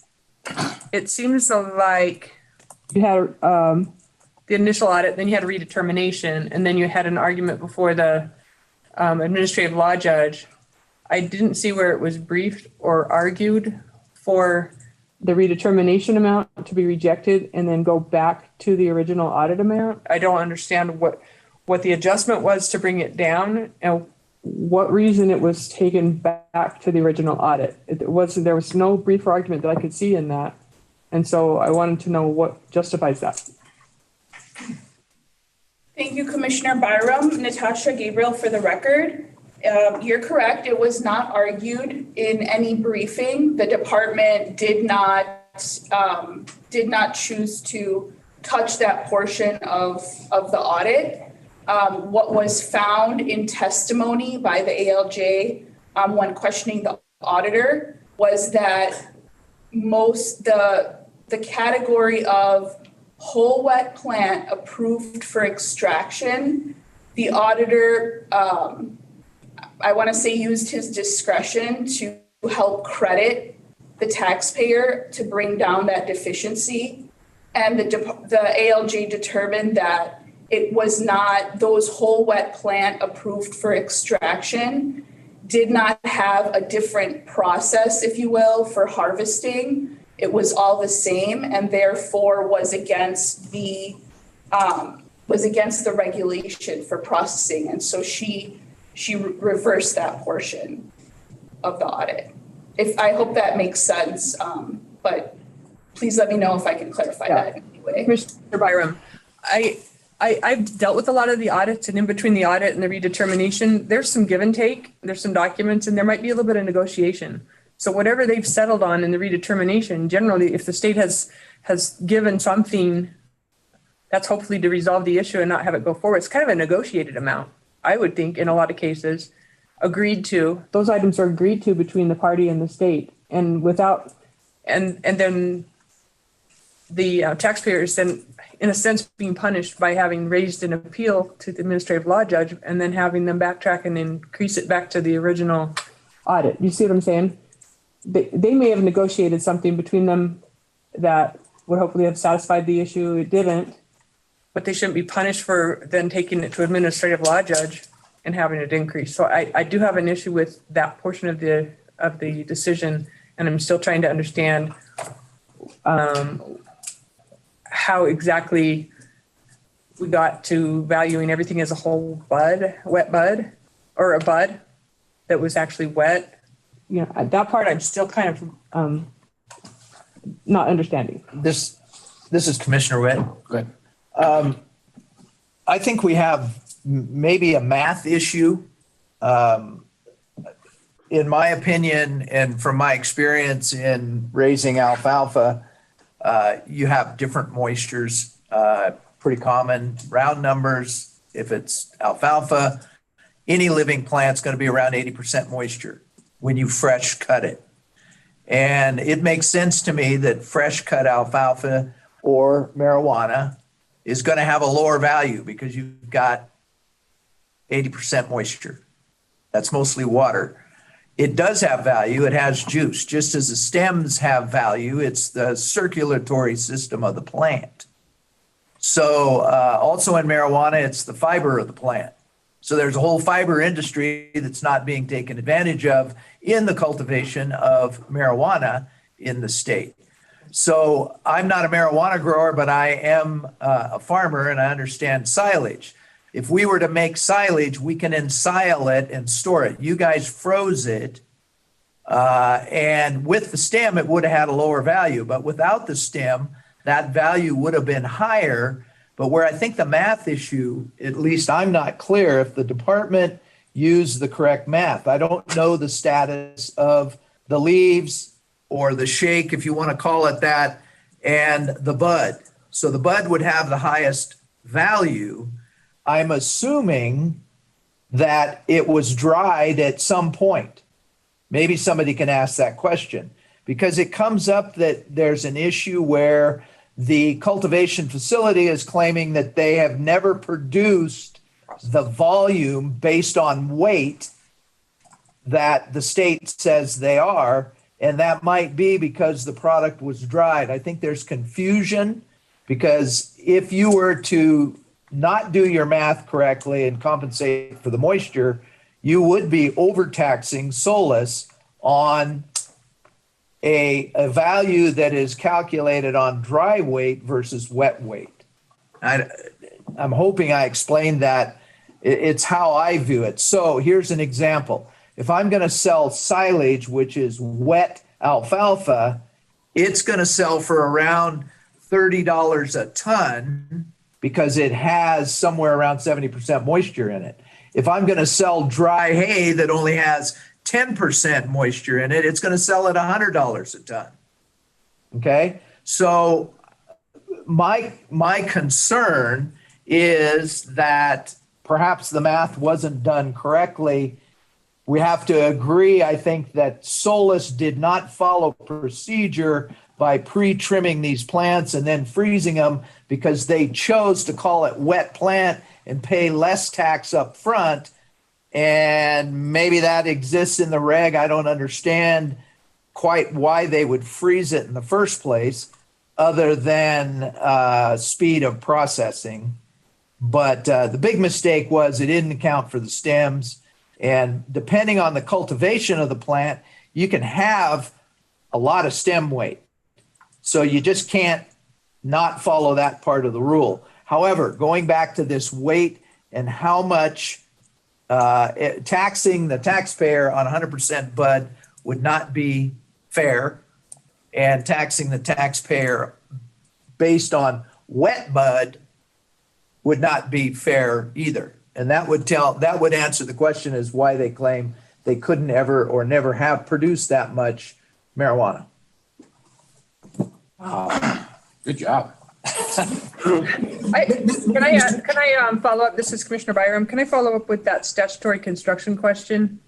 I know when I first read that in the taxpayer's brief, or in both briefs, I guess you started with the regulation and went through statutory construction without starting with the statute first and saying the regulation has to fit within it. But then in the state's brief, it was the definition of processing and all the steps that have the and, so they all have to be met. I think she explained that was to determine what level of the marijuana system you are, and if you're a cultivator, distributor, whatever, that is just the things that segment does, and that's not the taxation segment. And so when you see that processing referred to in the regulation, it's not referring to that segment. It's referring to the step in coming up with the correct rate applicable to the product that you have at that stage. So if I could maybe understand that a little better, that would help. Whoever can help me. Commissioner Byram, Natasha Gabriel for the record. So what we have is the Nevada Supreme Court, I believe. Let me give you the right citation, sorry. So words in a statute and rules are read in harmony to properly determine meaning. And that's Barney versus Mount Rose Heating and Air Conditioning, Nevada Supreme Court case 124 NEV 821. So while you're correct, it is the further processing appears in our taxation regs, and process appears in the old statutes that regulated the marijuana industry. However, what department's position is, at least, is that these rules are read, the statute and the rule is read in harmony together.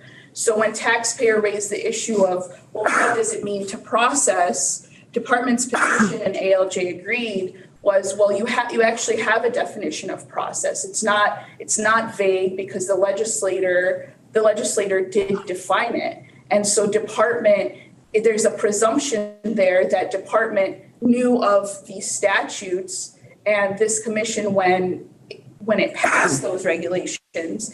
And so you have further processing. Well, that's read in harmony with what the legislator defined. As far as Commissioner Witt's question of the math and the weight, I just would like to clarify for the record, and ALJ found this in her record as well, that Solace never provided department any records to be able to deduct water weight. And so they had the words of the reg to go by. The words of the reg say that if it's not whole wet plant and you did not process this correctly, then you have to categorize it under A or B, which is bud or trim. Mr. Chair, if I may, I think I'm out of time, so I'm going to request additional time to unpack and answer some of those questions, if that's okay. Let me ask a question first, if I can. I want to make sure that I understand that the penalties and interests have already been waived. Is that correct?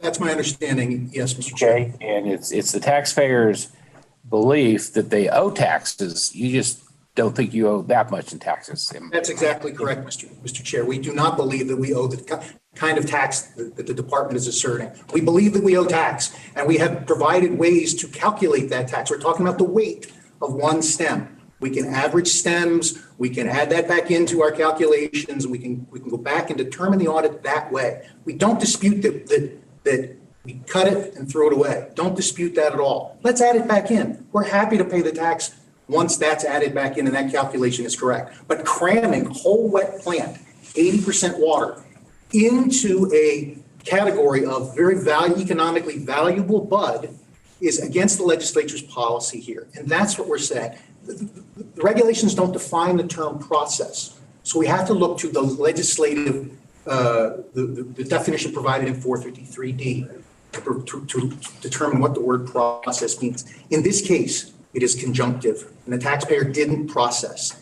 Now, we agree, there's a problem here, right? We all agree there's a problem in calculating this tax. I think Commissioner Witt said it's a math problem. Yes, it's a math problem. And the question, the answer to that question is, let's add back in the stems. Let's look at the previous, or the subsequent audit, or the subsequent volume of whole wet plant to come up with an average. There are better ways to audit this facility rather than cramming everything into the highest fair market value. That's all we're asking to do, is simply go back and look at what the weight of a stem is. And if we can't do it with metaphysical certitude of a medieval monk, we can certainly approximate it.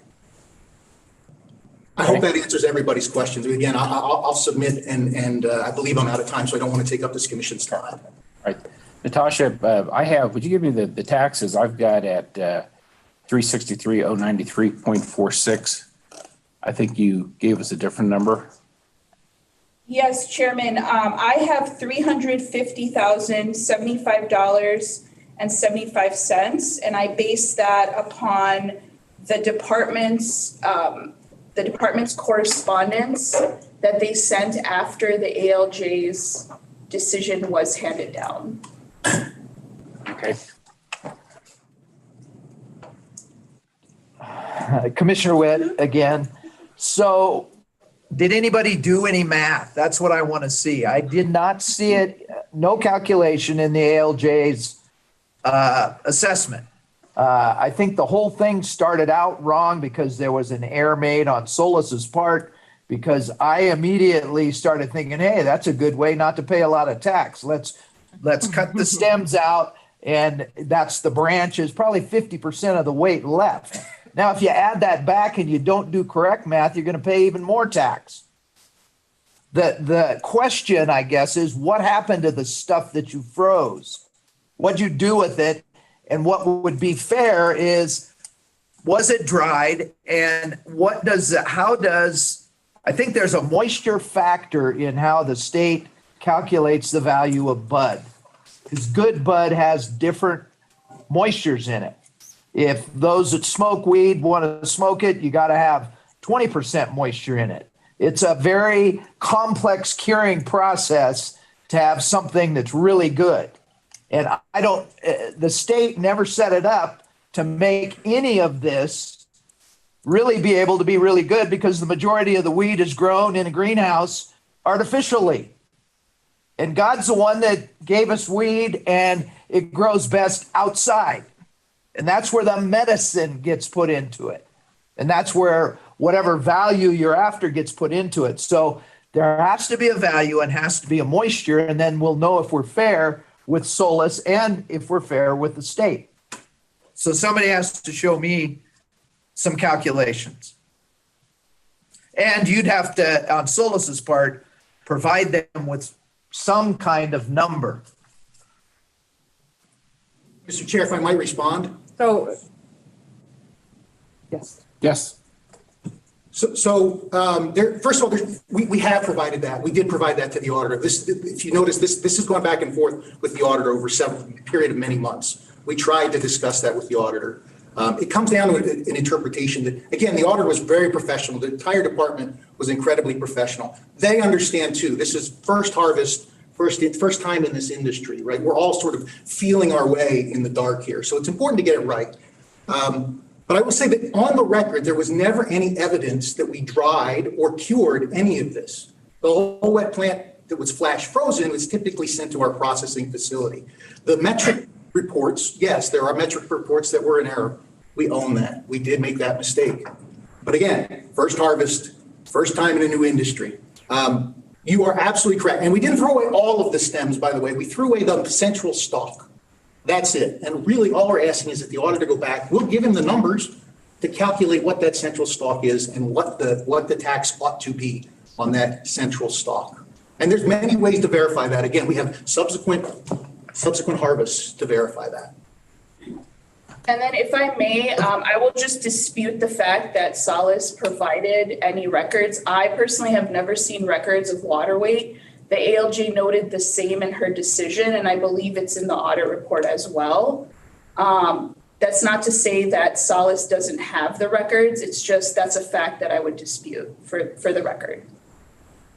The absence of evidence is not the evidence of absence. That we didn't provide water weight is not something that we would have waited, presumed. So again, but there's no evidence on the record that we dried or cured anything. And again, I'm sorry, I'm over time, and I don't mean to be disrespectful. I think the auditor's right there. Okay, so just out of curiosity, what does the taxpayer think percentage-wise they've been overtaxed? Is it 10%, 50%, 75%? Yeah, I think it's a factor of probably 10 if I had to lay odds. But I went to law school to avoid math, and as Chairman Wood said, it's a math problem. So I don't want to I'm hesitant to give a round number here. I want to see what the data provides. I want to see what the data provides. I'm pretty good at math. So a reduction of $350,075.75 is $35,000. So no, I'm sorry, a factor of 10. I mean to say a factor of 10 by the amount owed is what I'm trying to say. I think we owe in the neighborhood of $35,000 to $50,000 as opposed to $350,000. Again, you're asking a lawyer to do math, and so I apologize. Okay. Commissioner Lippman, I have a question if you don't mind. Go ahead. Thank you. So while counselors trying to argue that we add the STEM to then consider everything wet plant, is there an alternative analysis, which I think reverse engineers to 35,000, 1/10 of the aggregate deficiency due? But I'm curious as to, assuming this was processed and then some of the plant should be characterized as bud, some of it, and I would concede based upon my fellow Commissioner Farmer's attestation that there is some moisture content. And while while Ms. Gabriel says it's not in the record, and I did see that, I'm sure it could be provided to some extent, rough justice. So is some of it bud, but yet not certainly including the water weight, and then the balance, I guess, would be trim. Is there a way to reverse engineer that as compared to categorizing it all as wet plant pre-processing? Because it does seem to me that it has been processed in accordance with our definition, the regs in the statute. So is that available? Could that be reverse engineered? Mr. Chair, with your permission, may I respond? Go ahead. Certainly it is, that's exactly what we're suggesting here. We think the easiest way to do that is to add back in the STEM, but you can certainly add back in, you can look at the component parts and you can add back in those variables. And as you say, reverse engineer, Commissioner, you certainly can do that. And we would encourage the auditor to consider that. Again, we think that the easiest way, we're not led, by the way, to adding back in a STEM. We just think that's the easiest way and most likely thing that has happened here. But nevertheless, I am perfectly willing to consider reverse engineering, as it were, to add back in all of those things and try and recalculate what was bud, what was trim, what was waste, and what was whole wet plant, certainly. Because the whole wet plant rate is the lowest rate. It's the lowest tax rate, and the bud rate is the highest tax rate. And so there is a difference to that allocation. And I also wanted to circle back to what Commissioner Byram said about the ALJ did acknowledge, Commissioner Byram, that she was not accepting the auditor's concessions. But I do agree with what you said, and that is that we shouldn't discourage appeals by not accepting the fact that there is some negotiation in settling a case. And the ALJ did say that that was probably part of that negotiation. And so I want to circle back to that statement as well, that I agree with your statement. So thank you. So, the best case scenario, to get to a decision someplace, we're going to be doing some guessing. My recommendation would be for this commission to make our best guesstimate if we think the taxes, because of the process that's gone through, if we think that the taxpayer has been overtaxed, for us to make our best shot at giving them a tax that's more favorable to them that they agree to and get on down the road. That's my thought. Mr. Chairman, this is Commissioner Byram. I agree. I think that the auditors, the state, are limited to what we've given them as far as you've got this category and this rate, this category and that rate, and asking them to go back and deconstruct and redo it another way is outside of really their bailiwick and maybe authority, because you'd have to have them factor out the moisture content of bud, break it down, do some extensive work that then puts both the taxpayer in a delay and the state in a delay and a lot more work to go.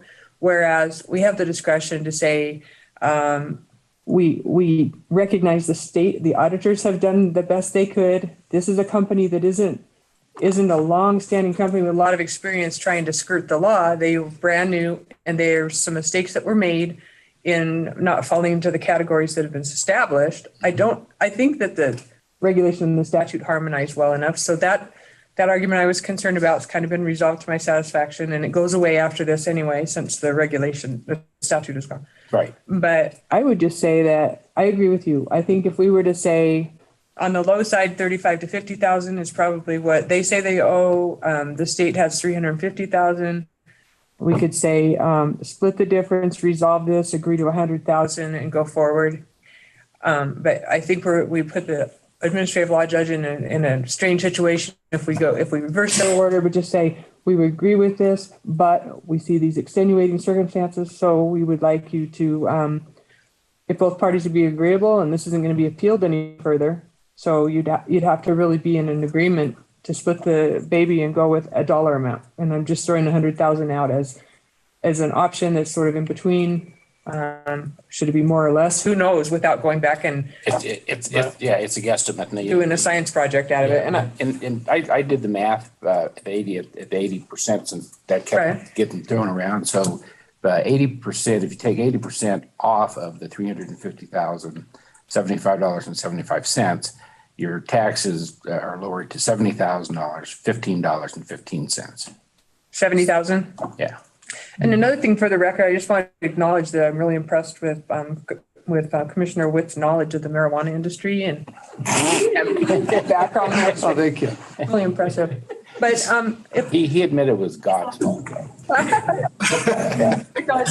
Well, I would like to just hear if we were to make a motion and just to accept this the administrative law judge's decision, but make some exceptions to it where you resolve and negotiate and agree to pay $70,000 and call it good and end the matter today and not have further issue with it. But then going forward, you know what you're required to do.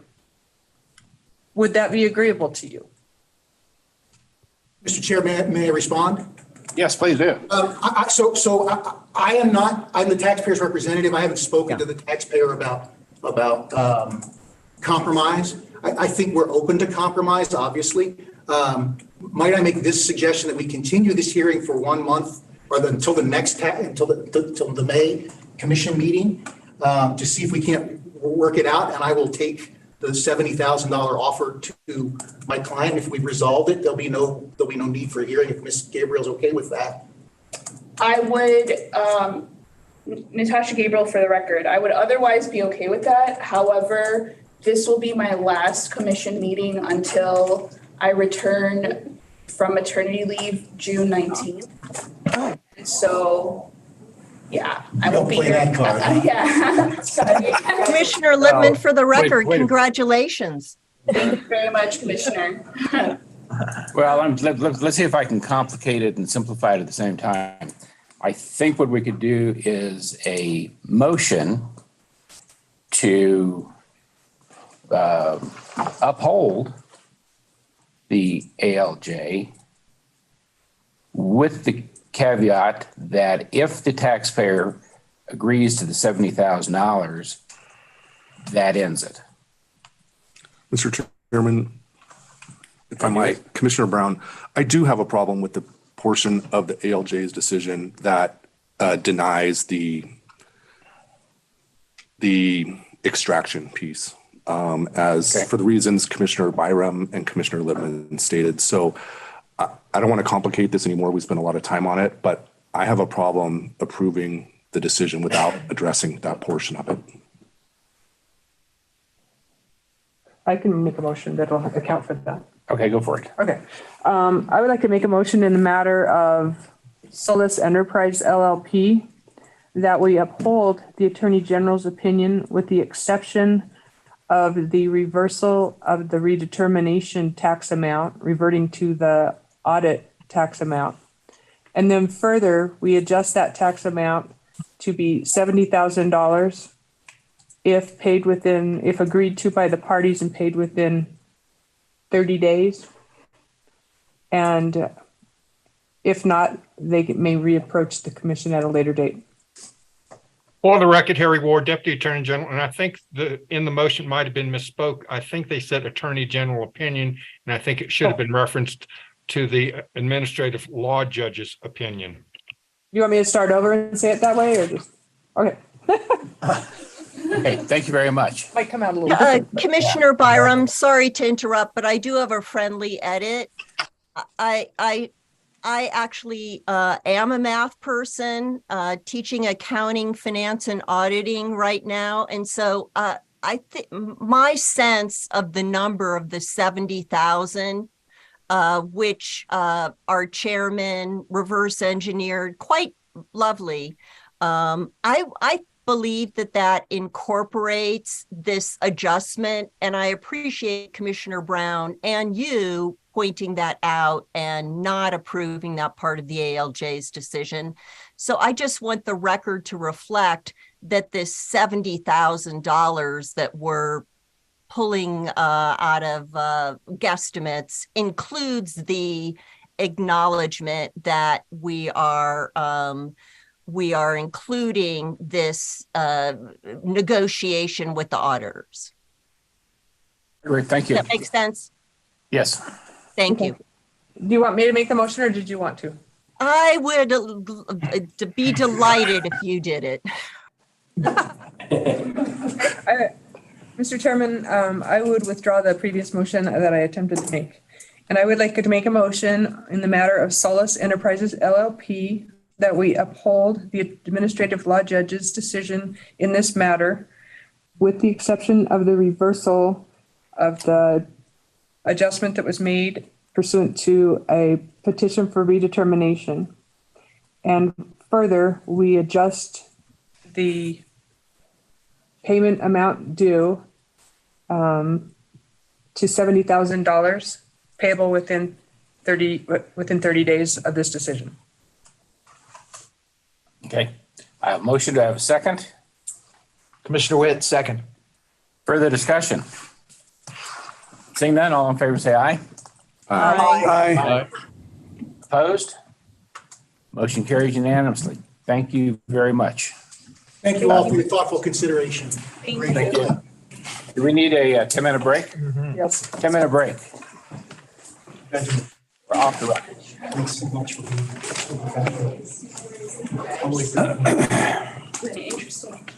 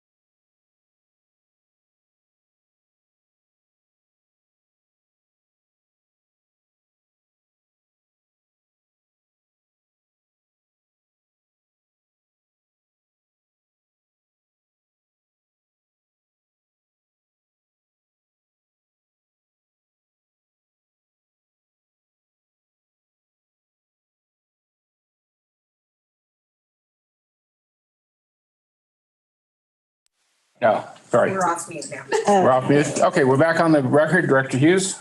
The next item on the agenda is item 5B3, Ferdinand Delope for the debts of Chow Foods International LLC, DBA Chow Pizzeria. And for the department, we have Natasha Gabriel from the AG's office. Okay, and this is a taxpayer appeal, correct? Okay. So is the taxpayer present? Mr. Chairman, it does not appear that taxpayer is present. Excuse me, it's Natasha Gabriel for the record. I would like to make some clarifications because notice seems to have been an issue in this case. The notice and the briefing was sent to 4 different addresses as well as via email. And one of those addresses includes a Windansea Street, care of Jack Ross, which is this taxpayer's agent. We have indication that this taxpayer did in fact receive notice because on December 30th, 2022, the Attorney General's office received email correspondence that said, that asked to postpone this matter to this hearing, the March hearing, because I did originally notice it for the January hearing. Right. I made no objections and asked department had no objections. The department followed up on January 3rd with an email stating that there was no objection to removing it from the January meeting agenda and that it would be noticed for the March 6th hearing. So taxpayer definitely received notice of this matter today, and I ask that it move forward. All right. Thank you for your clarification. Any questions? I would entertain a motion. Commissioner Witt, I move to support the department's decision on item 3, Ferdinand Delope. Second. For the record, Harry Ward, Deputy Attorney General, may I suggest a motion that I think would be to uphold the administrative law judge's decision? Is that correct, or am I incorrect? That is exactly what I said. I exactly heard that. So. All right, motion and a second. Further discussion? Seeing none, all in favor say aye. Aye. Aye. Opposed? Motion carries. Thank you very much. The next item on the agenda is item 5C1. This is petition for reconsideration of department's denial of exemption status for organization created for religious, charitable, or educational purposes pursuant to NRS 372.3261. The first item on the agenda is Ariana Rai Foundation, and we have Richard Yin from the Attorney General's office representing the department. Thank you very much. Go ahead, sir. Good morning, Chairman, Commissioner members. The Ariana Rai Foundation applied for exemption for sales and use tax based on charitable purposes late last year. They are self-described as a newly founded public charity operating in Las Vegas, Nevada, established to provide children with disabilities essential medical equipment, which is often denied by insurance and exceeds the family's financial means. The foundation is closely related to their beer brewing company in Las Vegas, Nevada as well. And in late last year, when the department reviewed their initial application, the financials showed that they had no charitable contributions and denied it based on that. The foundation appealed it. It was set for hearing in January. And on the eve of that, I believe they requested a stay. And so it was rescheduled for March, during which time they submitted additional evidence that included more recent financials that also showed some evidence of charitable contributions in the amount of about $2,500. I'm still inclined to request that the commission uphold the Department of Taxation's denial because upon review of those receipts, it showed that they purchased and provided products to beneficiaries in Cincinnati, Ohio, and Ashton, Maryland. And part of the statute requires that those charitable contributions be made in Nevada to be exempt from sales and use tax. Very good. If you would spell your last name for the record. Yes, I'm sorry. Richard Yen. My last name is spelled Y-I-E-N. Thank you. Any questions? Is Motion? the taxpayer, Commissioner Lippman, is the taxpayer present? I don't believe. Yes. Oh, are they in Vegas? Oh, I'm sorry. Yes. Hi, my name's Jason Taylor, Taylor.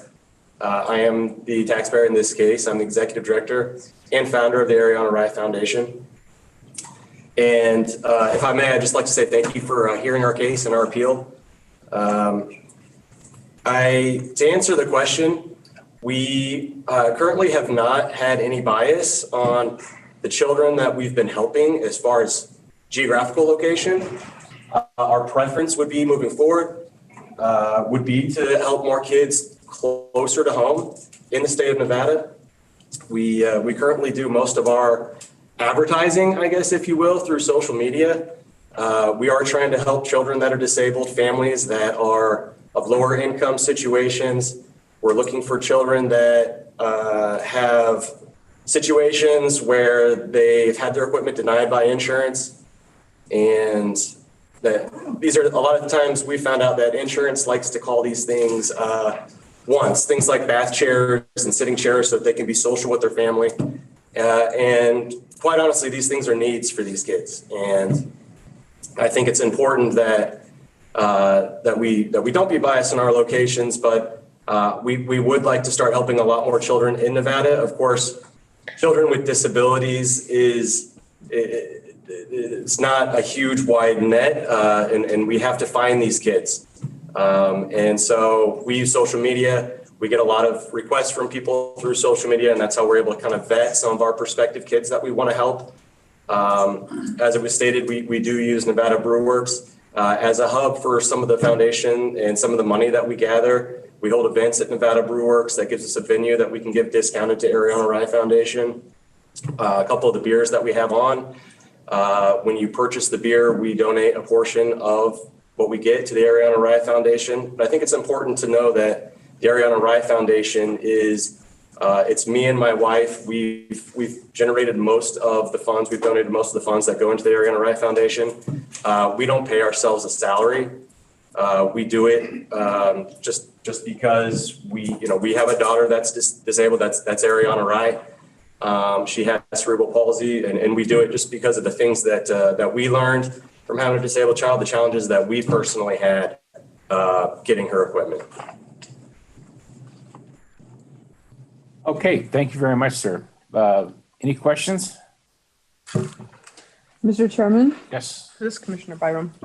I would like to ask the taxpayer, what items do you intend to purchase that would be exempt from tax? You're not applying an exemption into the business you're operating with the specialty beers and whatnot, but what is it that you want to get a tax break from in Nevada for the contributions you're making?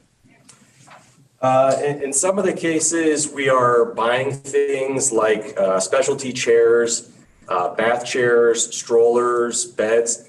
In some cases, these businesses that we're purchasing from don't have Nexus in Nevada, and we're drop shipping a lot of the invoices that we provided as our backup.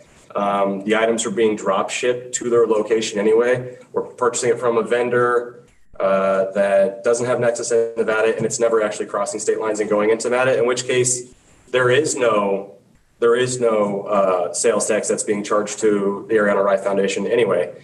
But as we move forward and as we continue to grow, as we said, we're a fairly new foundation, which was founded in 2021. We hope to have perhaps more of an inventory hub where we are bringing a lot of stuff kind of maybe into stock, into a location where we can hold it, and a lot more equipment that would be subject to sales tax. So if you're going to be sourcing the medical devices and equipment outside of Nevada or within Nevada, storing it in Nevada, and then dispatching it to wherever it's needed? Correct. We'll be doing both. And, again, this is our community. We've lived in Las Vegas for a long time.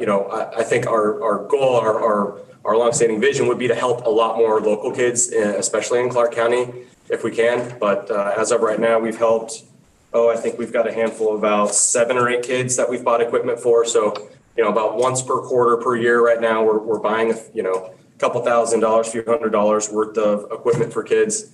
And moving forward, we'd like to, of course, do a lot more in Nevada. And I hope that that'll be our goal. Right, because it sounds to me like you're helping someone in back east, I don't remember the state, but you're supplying with something that's probably sourced near where they live rather than sourced out of Nevada and shipped over there. So there's no Nevada tax anyway on what you've already distributed. So the Nevada tax benefit that you're seeking is only when you're sourcing from Nevada and sending to someone in Nevada. Because if you're buying it for a destination outside of Nevada, you're storing it here, but it's not meant to stay here. That's not a taxable thing. I'm just trying to see. I think I'm uncomfortable because there's not enough history of it benefiting Nevada in order for Nevada to give a benefit to the company by not having, to the entity by not paying taxes. I don't see enough kind of Nevada history for it to be a Nevada exemption. But let me point out too, that if it's medical equipment, it's already exempt. A lot of it.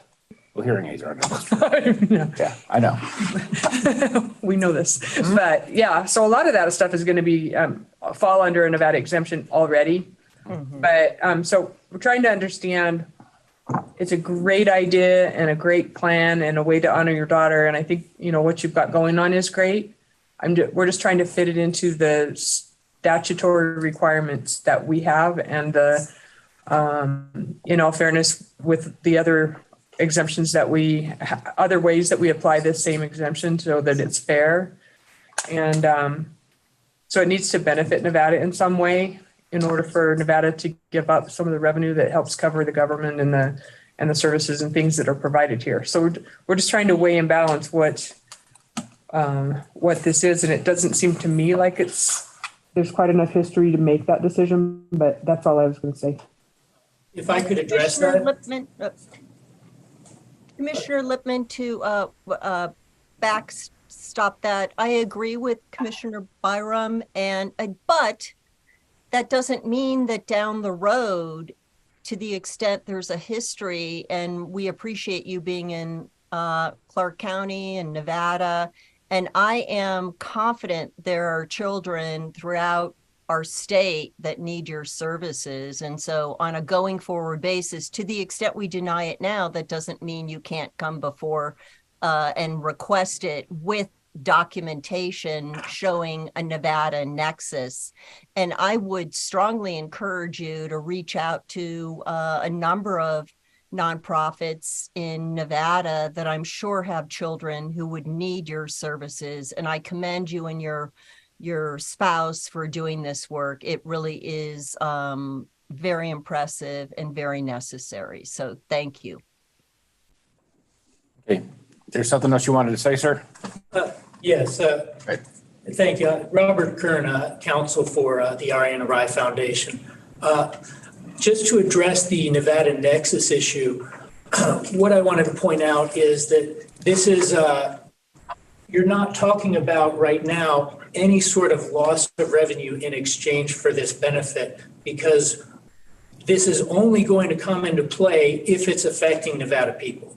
So there is no loss of revenue in that case, because we only get a benefit, we only get an exemption if we are giving to Nevada people already. So this would allow us to be free to go and help Nevada children without having to jump through extra hoops and come back to additional meetings and such like that. We don't get any benefit absent that. So I would ask the commission to consider that, and also to remember that this foundation there is no one that takes a salary from this. The directors don't take a salary. There are no paid employees. This is 100% devoted to helping kids.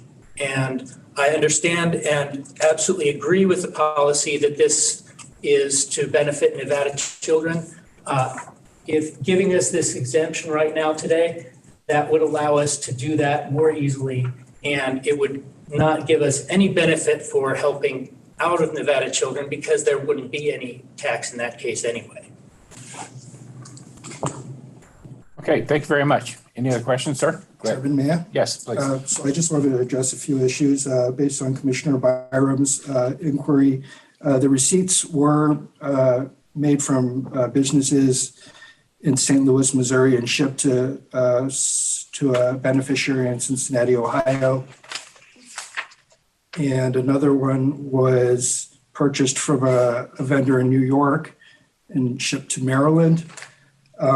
With regard, I just wanted to reemphasize Commissioner Lippman's point too, was that upholding the denial of the taxation doesn't prevent the organization from reapplying in the future.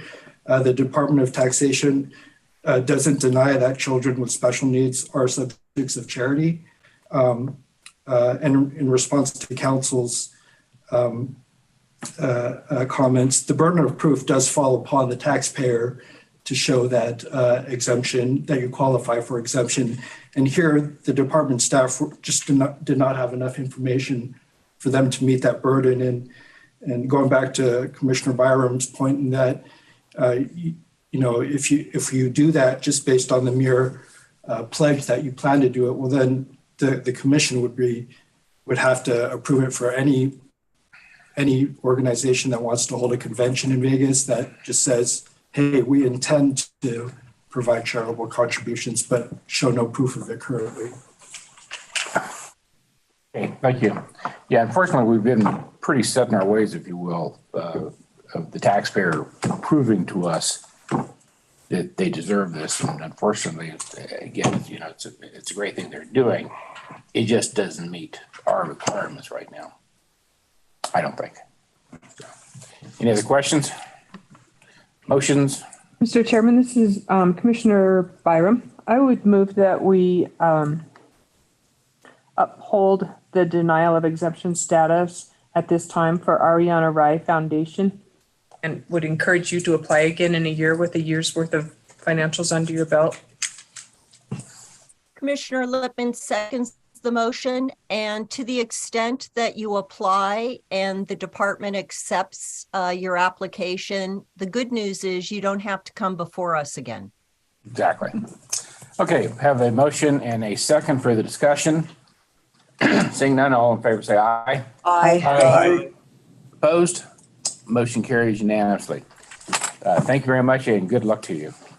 Thank you. Director Hughes. The next item on the agenda is item 5D1, consideration of whether or not to appeal the order reversing the denial of request for exemptions for Nevada sales and use tax. It's Orthopedic Summit Association, Inc.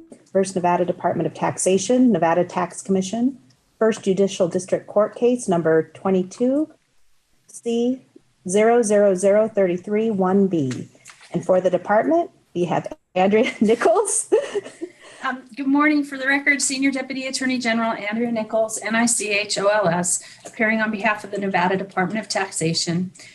This matter was before the Nevada Tax Commission on January 24th of 22, and again on January 31st, on January 24th of 22, and then on January 31st, the Commission issued its decision upholding the department's denial of Orthopedic Summit Association's application for exemption from sales tax as an educational organization. I think you may recall it's a group that comes to Las Vegas once a year. They in December, they usually have their convention at the Bellagio, and it's for people in the field of orthopedic medicine. The organization filed a petition for judicial review. Apparently, that petition was granted on September 26th of 2022, but the notice of entry of order was not mailed until February 10th of 2023. So if the commission is inclined to appeal, we would have 30 days to file a notice of appeal. Assuming 3 days for mailing, I figured the due date for that was March 15th. And then there's just one little thing I wanted to point out to the commission. I don't know if it would influence your decision or not, but I did Google the organization, and in 2022, they moved from their annual meeting from Las Vegas to Boston, and they held it in Boston in 2022. And according to their website, they're holding it in Boston again in September of 2023. Be happy to answer any questions. Okay, very good. Any questions? Mr. Chairman, this is Commissioner Rotifer. I just have Yes, sir. a quick disclosure for the record. It appears that the taxpayer is being represented by the law firm of Holland and Hart. I was employed by Holland and Hart through the end of 2019. This matter appears to have occurred after I left Holland and Hart. I have no other knowledge about this other than what's in the materials before us. And I have no pecuniary interest. I have no personal professional relationship with the attorneys in the case. So presumably that is a sufficient disclosure. I believe so. Any other questions? Yes, Mr. Yes. Chairman. Mr. Brown. I guess I'm curious, I'm not a lawyer, obviously, but, maybe you could explain to us the benefits of appealing it versus the risks of appealing it. If we appeal it and we get a decision we don't like, that means every trade organization that ever comes to Las Vegas or Reno or wherever is going to get an exemption. Yeah, that's the downside. You cannot predict what the Nevada Supreme Court is going to do. I think this is a pretty strong case, public policy wise, simply because the organization, it doesn't really meet the definition of educational as that term is defined in NRS 3723261. I think it's kind of a good test case for that, if you will. And as a matter of public policy, because we have so many of these types of organizations coming to Las Vegas, it would be good to have case law that said that that's not the type of organization that we grant an exemption for. On the other hand, you're absolutely right. If the Nevada Supreme Court ruled the other way, then there'd be a sales tax exemption for, any kind of convention that in Las Vegas that wanted to offer continuing education. And that could be potentially a huge loss for the state. And in this case, it's one organization. We do have to issue them the exemption letter, but I'm not sure they'd even use it for the simple reason that last year and again this year, it looks like they're having their meeting in Boston rather than in Las Vegas. So I appreciate that. Thank you, Ms. Nichols. So would it be fair to say that, we can either swallow the pill now and give this one away or risk having to give everyone away if we go to the Supreme Court? I think that is fair to say. Okay. This is Commissioner Byram. Oh, did I interrupt? Finished. Thank you. Thank you. Okay, so if we do as Commissioner Brown has said, grant the exemption, drop the matter, don't appeal. Going forward, new applications come in. Do we change how we've been doing things fairly and consistently throughout? Now, do we change them because of this decision? How much weight will we place on that, or is it at a district court level? Do we now change our interpretation because of this case? I wouldn't change the interpretation because of this case. And I would say that the district court's decision applies to this organization's appeal only. I don't think it applies to any other. And I think that the Department of Taxation endeavors to and does a very good job of treating these applications in a consistent manner. So we don't have to worry about precedent, correct? Well, is it a published opinion? no, it would only be, the district court decisions don't, it would be available online. I mean, you could do a Westlaw or Lexis search and find it, but the precedential value would come from having a published decision from the Nevada Supreme Court or the Nevada Appellate Court. Okay. I don't think it has precedential value. Okay. Any other questions? Ms. Nichols, is there a recommendation from the Attorney General's office? We're neutral. Whatever the tax commission wants to do is fine with me. An appeal would be more work, but I get paid the same, so.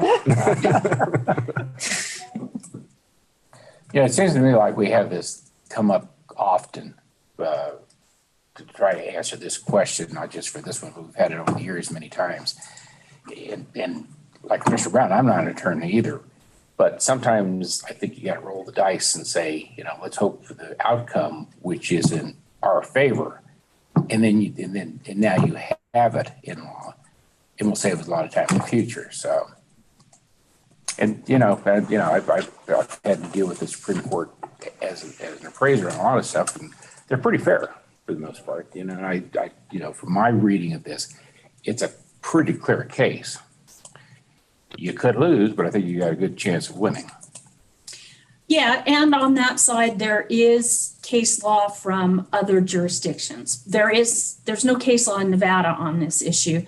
But I think the Nevada's, honestly, I have said more than once, I can't predict what the Nevada Supreme Court would do, but you would think that they would appreciate the value of these types of organizations having their meetings in this state, and that we do need the tax funds to support this, for the airport, for the roads, for the sewers that they come in and use. Exactly.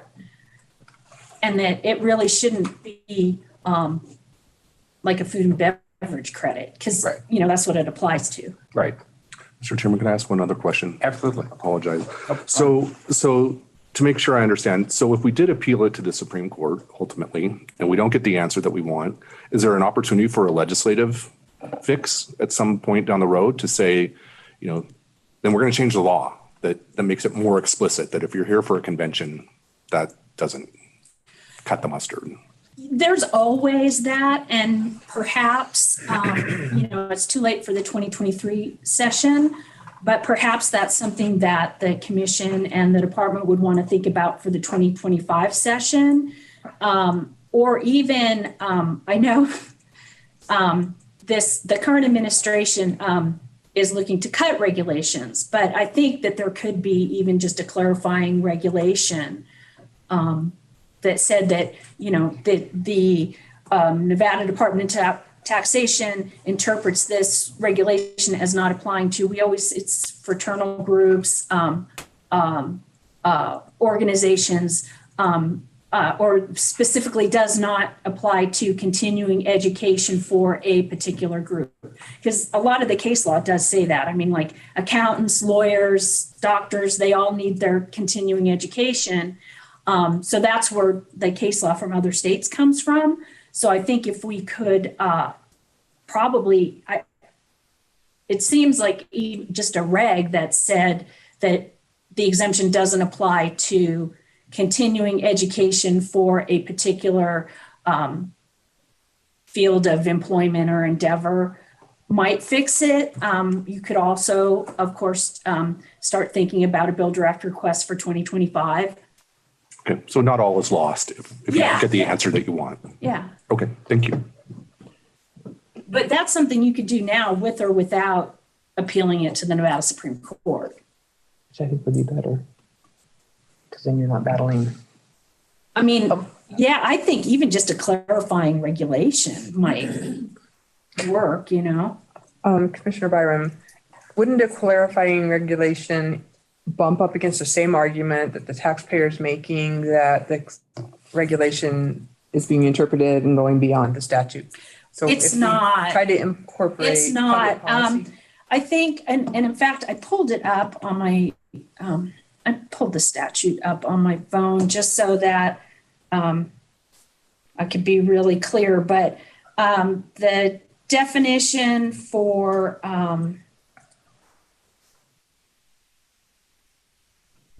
okay, so an organization created for educational purposes, provide athletic, cultural, or social activities for children, provide displays or performances of the visual or performing arts to members of the general public, provide instruction and disseminate information on subjects beneficial to the community, operate a school, college, or university, it's longer, serve as a local or state apprenticeship committee to advance programs of apprenticeship in this state, or sponsor programs of apprenticeship through a trust created pursuant to 29 USC section 186. It doesn't fall, I mean, it really truly does not fall within this definition. They try to say provide education on subjects beneficial to the community, but I think the way that the department has always interpreted that is it's like the non-smoking campaign, or the, get your radon detector, something that benefits the entire community, not just people in a particular profession. Commissioner Witt, just a question on the approval of the tax status. How often is that renewed? Because we get a 3 list. years. So it's a 3-year. Yeah. Commissioner Lippman. Go ahead. How long do we have to make this decision about the appeal? And I do appreciate the input from Commissioner Brown suggesting that clarity would be nice, not necessarily for us, but to point to these organizations, because quite often they're thinking of income tax because they have their federal exemption. And as we know, Nevada does not have a state income tax. And so it really goes to sales tax, which, as you articulated, Ms. Nichols, is food and beverage. And so, which is really not the intent of the exclusion for, especially for an annual conference. Okay, any other questions? Well, there was a question there. How long we have to appeal? Sorry. Allowing 3 days for mailing, I figured that the due date for notice of appeal is March 15th. So about 2 weeks.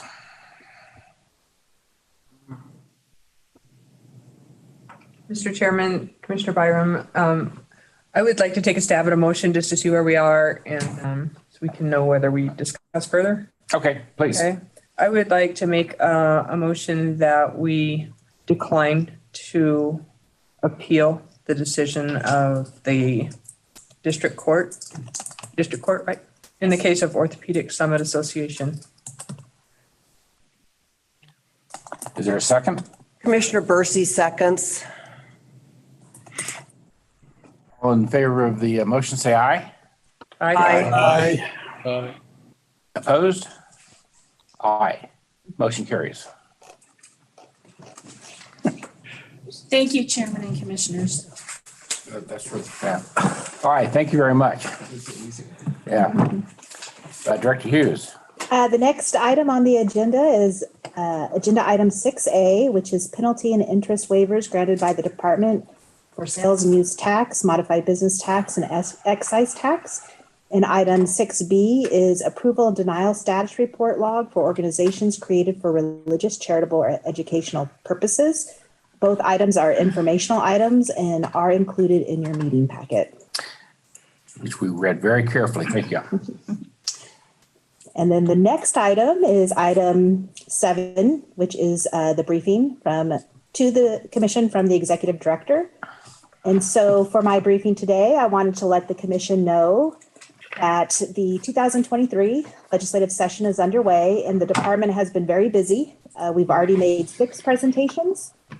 On the morning of February 9th, we presented our budget to the Joint Committee on Assembly Ways and Means and Senate Finance. And then later that day, we had 2 other presentations. This is the department overview, and we presented to the Senate Committee on Revenue and Economic Development and then again to the Assembly Committee on Revenue. On February 14th, we presented a sales and use tax overview to the Senate Committee on Revenue and Economic Development, and we also presented Senate Bill 50 to the committee. On February 23rd, 2023, we presented Senate Bill 29 to the Senate Committee on Revenue and Economic Development. And then this Thursday, March 9th, there will be a work session on Senate Bill 50 in the Senate Committee on Revenue and Economic Development. I also wanted to provide the commission with an update on the department's modernization or Modernize Your Nevada Tax. The department has been working on finalizing our RFP for a vendor for our integrated tax system, and it's our plan to release that RFP at the end of this month. So that concludes my briefing. Unless there's any questions, we can move on to agenda item 7B. All right, thank you very much. Go to 7B. Okay, so 7B is a discussion of the department's plan to address Governor Lombardo's Executive Order 2023-003, requiring executive branch agencies to freeze issuance of new regulations, conduct a comprehensive review of existing regulations, and to prepare a report to the governor's office by May 1st, 2023, recommending at least 10 regulations for removal and any other regulations that can be streamlined, clarified, reduced, or otherwise improved. I'm going to turn it over to Chief Deputy Navarez-Goodson to give you some discussion about our plan. Perfect. Okay. Thank you, Mr. Chair. For the record, Yvonne Navarez-Goodson, Chief Deputy Executive Director for the department. As Director Hughes mentioned, I would like to provide some information regarding the department's plan to address the governor's executive order regarding these regulations. Specifically, the governor's executive order requires all executive branch agencies, boards, and commissions to review all of the regulations within their jurisdiction to consider whether the regulations are outdated, result in unintended consequences, create conflicts, or impose an unnecessary burden on citizens, businesses, or governmental entities. This regulatory review is intended to identify and otherwise repeal, streamline, or clarify provisions to emphasize the economic potential of the state. The executive order further requires every executive branch department, board, and commission to prepare a report by May 1st, 2023, detailing how their regulations can be streamlined, clarified, or repealed, including a list of not less than 10 regulations recommended for removal. Finally, this executive order requires each agency, board, and commission to hold a public hearing after public notice consistent with the requirements of NRS Chapter 233B. As it relates to the Nevada Tax Commission, the department has identified multiple chapters, as many as 26 chapters of the Nevada Administrative Code that include numerous sections of the Nevada Administrative Code that include our regulations adopted by and under the jurisdiction of the Nevada Tax Commission. Accordingly, this is a substantial project being undertaken by the department to review all of the regulations within these chapters to make a recommendation to the commission.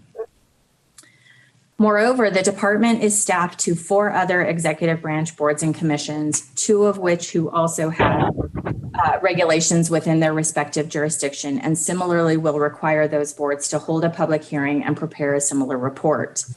These boards include the Committee on Local Government Finance, which is responsible for chapters 350 and 354 of the Nevada Administrative Code, and the State Board of Equalization, which adopts various provisions within NAC Chapter 361. The department's approach has consisted of the development of a comprehensive Excel workbook that identifies every regulation within every chapter under our jurisdiction.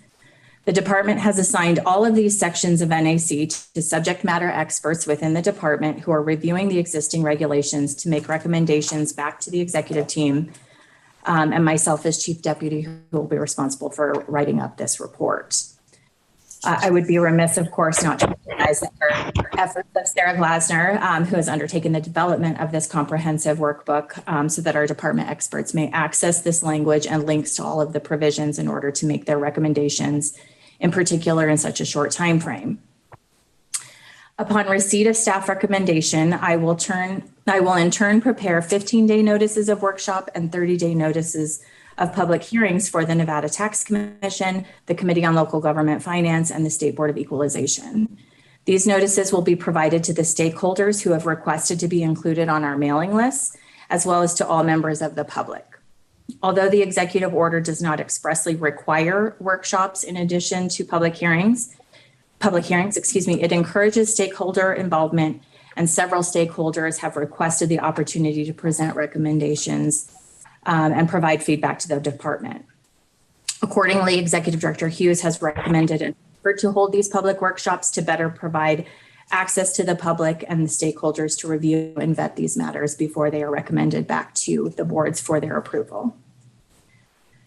Please note, this process will not automatically result in regulatory changes. Instead, this is a report to identify recommendations to the governor's office. We do not yet have specific direction from the governor's office regarding further mandates that might derive from this report. Any formal regulatory changes would require compliance with the provisions of NRS Chapter 233B, which require at a minimum that agencies provide proposed language to the Legislative Counsel Bureau for amending, repealing, or adding changes to the Nevada Administrative Code, providing LCB's proposed draft language to the public for workshops and public hearings for adoptions by the agency, boards, or commission.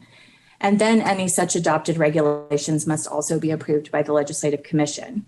So this process is not that formal adoption of regulations. It will simply be a recommendation from the department up to the commission as to what we'll propose for recommended changes to the governor's office. The Nevada Tax Commission may also have questions about proposed regulations that have already been workshopped and or prepared by the LCB for that language. Excuse me. This executive order has frozen all such proposed regulations pending specific approval by the governor's office, which may be granted under certain exemptions, such as regulations that affect public health, safety, and security, are necessary in the pursuit of federal funds or certifications, affect the application of powers, functions, and duties essential to the operation of the executive branch agency, board, or commission, or affect pending judicial deadlines or are necessary to comply with federal law. The pending regulations that the NTC has under review will be included within the department's overall review and report and recommendation back to this board. The department will make recommendations to the Nevada Tax Commission for any existing regulations that may qualify for an exemption to pursue adoption. Again, that will be subject to approval by the governor's office. The Nevada Tax Commission will hold a special meeting on April 21st, 2023 to consider and approve the department's recommendations to the governor's office for the mandatory report to be filed on May 1st. The department's staff experts have been asked to provide these recommendations by March 10th so that the 15-day notice of workshop and 30-day notice of public hearing may be posted timely for this special meeting. The date for the workshop for the NTC regulations has not yet been confirmed, but it will be determined within the next 2 weeks, depending on the recommendations from staff. The department will similarly be undertaking this process for the Committee on Local Government Finance, as well as the State Board of Equalization. The dates have yet to be confirmed for those workshops and public hearings. And with that, Mr. Chair, I'll be happy to take any questions about this project. You've got your work cut out for you. We do. Okay, any further questions on that? So our next meeting is going to be May 1st, 2023. Next on the agenda is public comment. Do I have any public comment in Las Vegas? No public comment on Las Vegas. Do I have any public comment in Reno? Tina, do we have any public comment on the phone or Zoom? I do not. Any public comment on Zoom? If so, please raise your hand. I don't see any public comment. Do any of the commissioners have any items they would like to agendize in the future? Chairman, it's Commissioner Lippman. So our next meeting is April 21st. Not what my sheet says. Okay, April 21st. Thank you very much. Okay. We are adjourned. Thank you very much. Thank you.